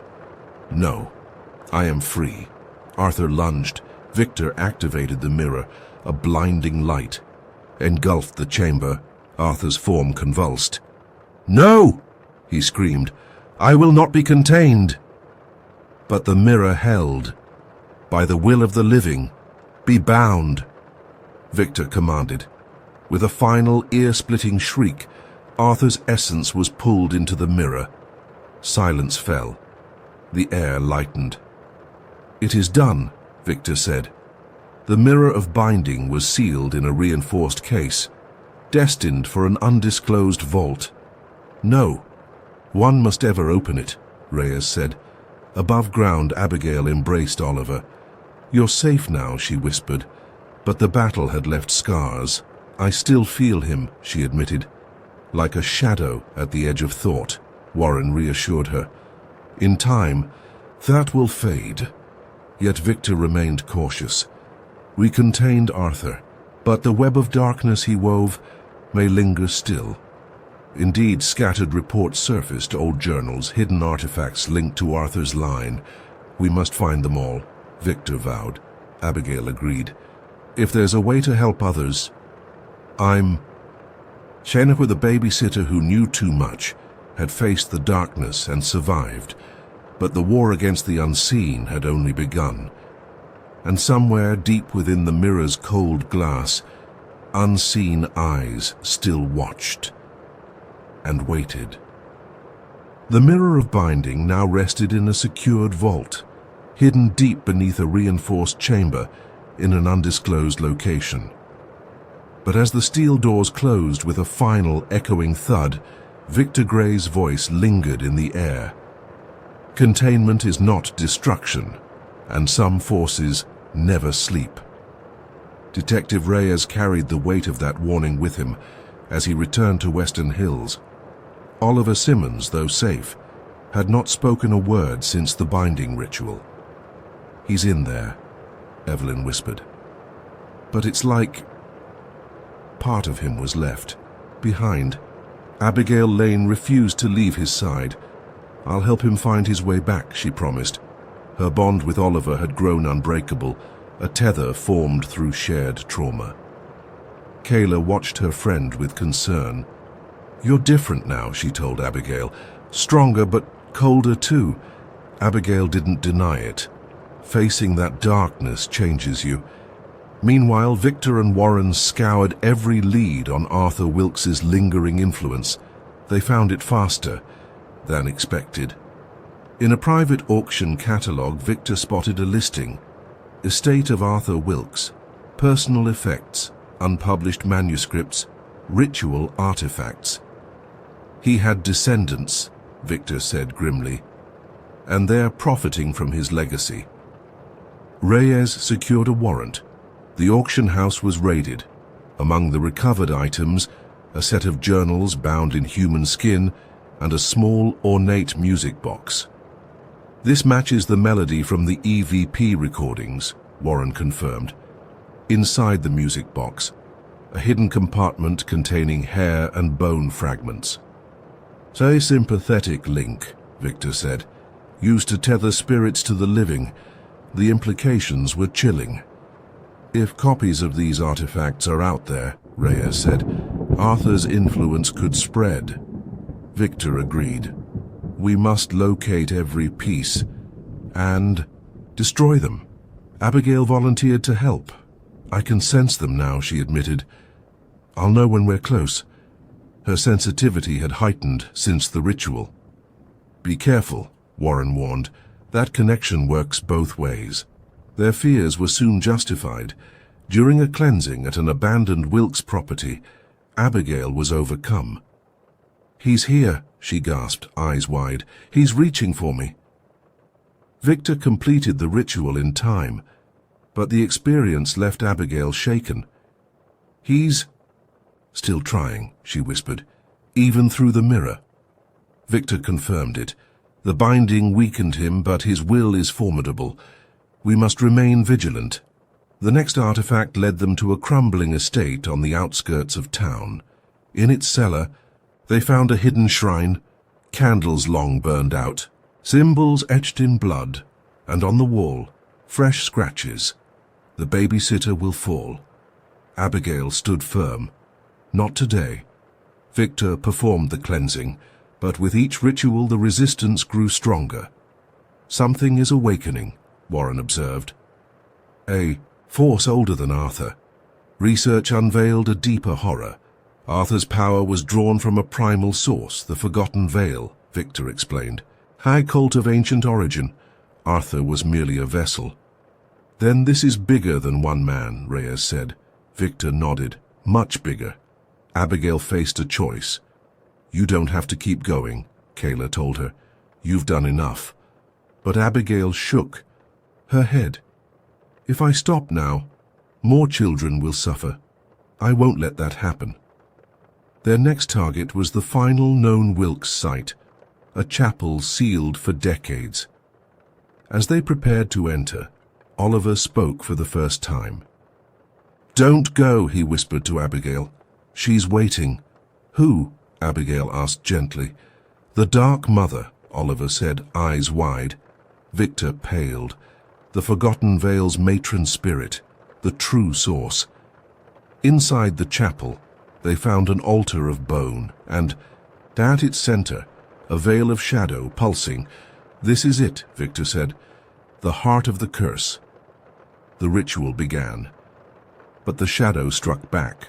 Abigail collapsed, trapped in a vision. She saw Arthur, not as a man, but as a child, alone and afraid, consumed by the Dark Mother's promise. I can break this, she whispered. From within the vision she reached out. You don't have to serve her anymore. The shadow screamed, lies, but Abigail's will held. I forgive you, she said. The darkness recoiled. Victor completed the final. Verse, by light and love be undone. A blast of light consumed the altar. When it cleared, the veil was gone, the curse broken. Outside, the dawn broke. Oliver smiled. She's gone, he whispered. Victor placed a protective ward. No one will raise this power again. Reyes closed the final file. The babysitter who knew too much, he said softly, and saved us all. Abigail looked to the horizon. This is just the beginning, she said, and somewhere in the forgotten corners of the world ancient shadows stirred. But now one young woman stood ready to face them all.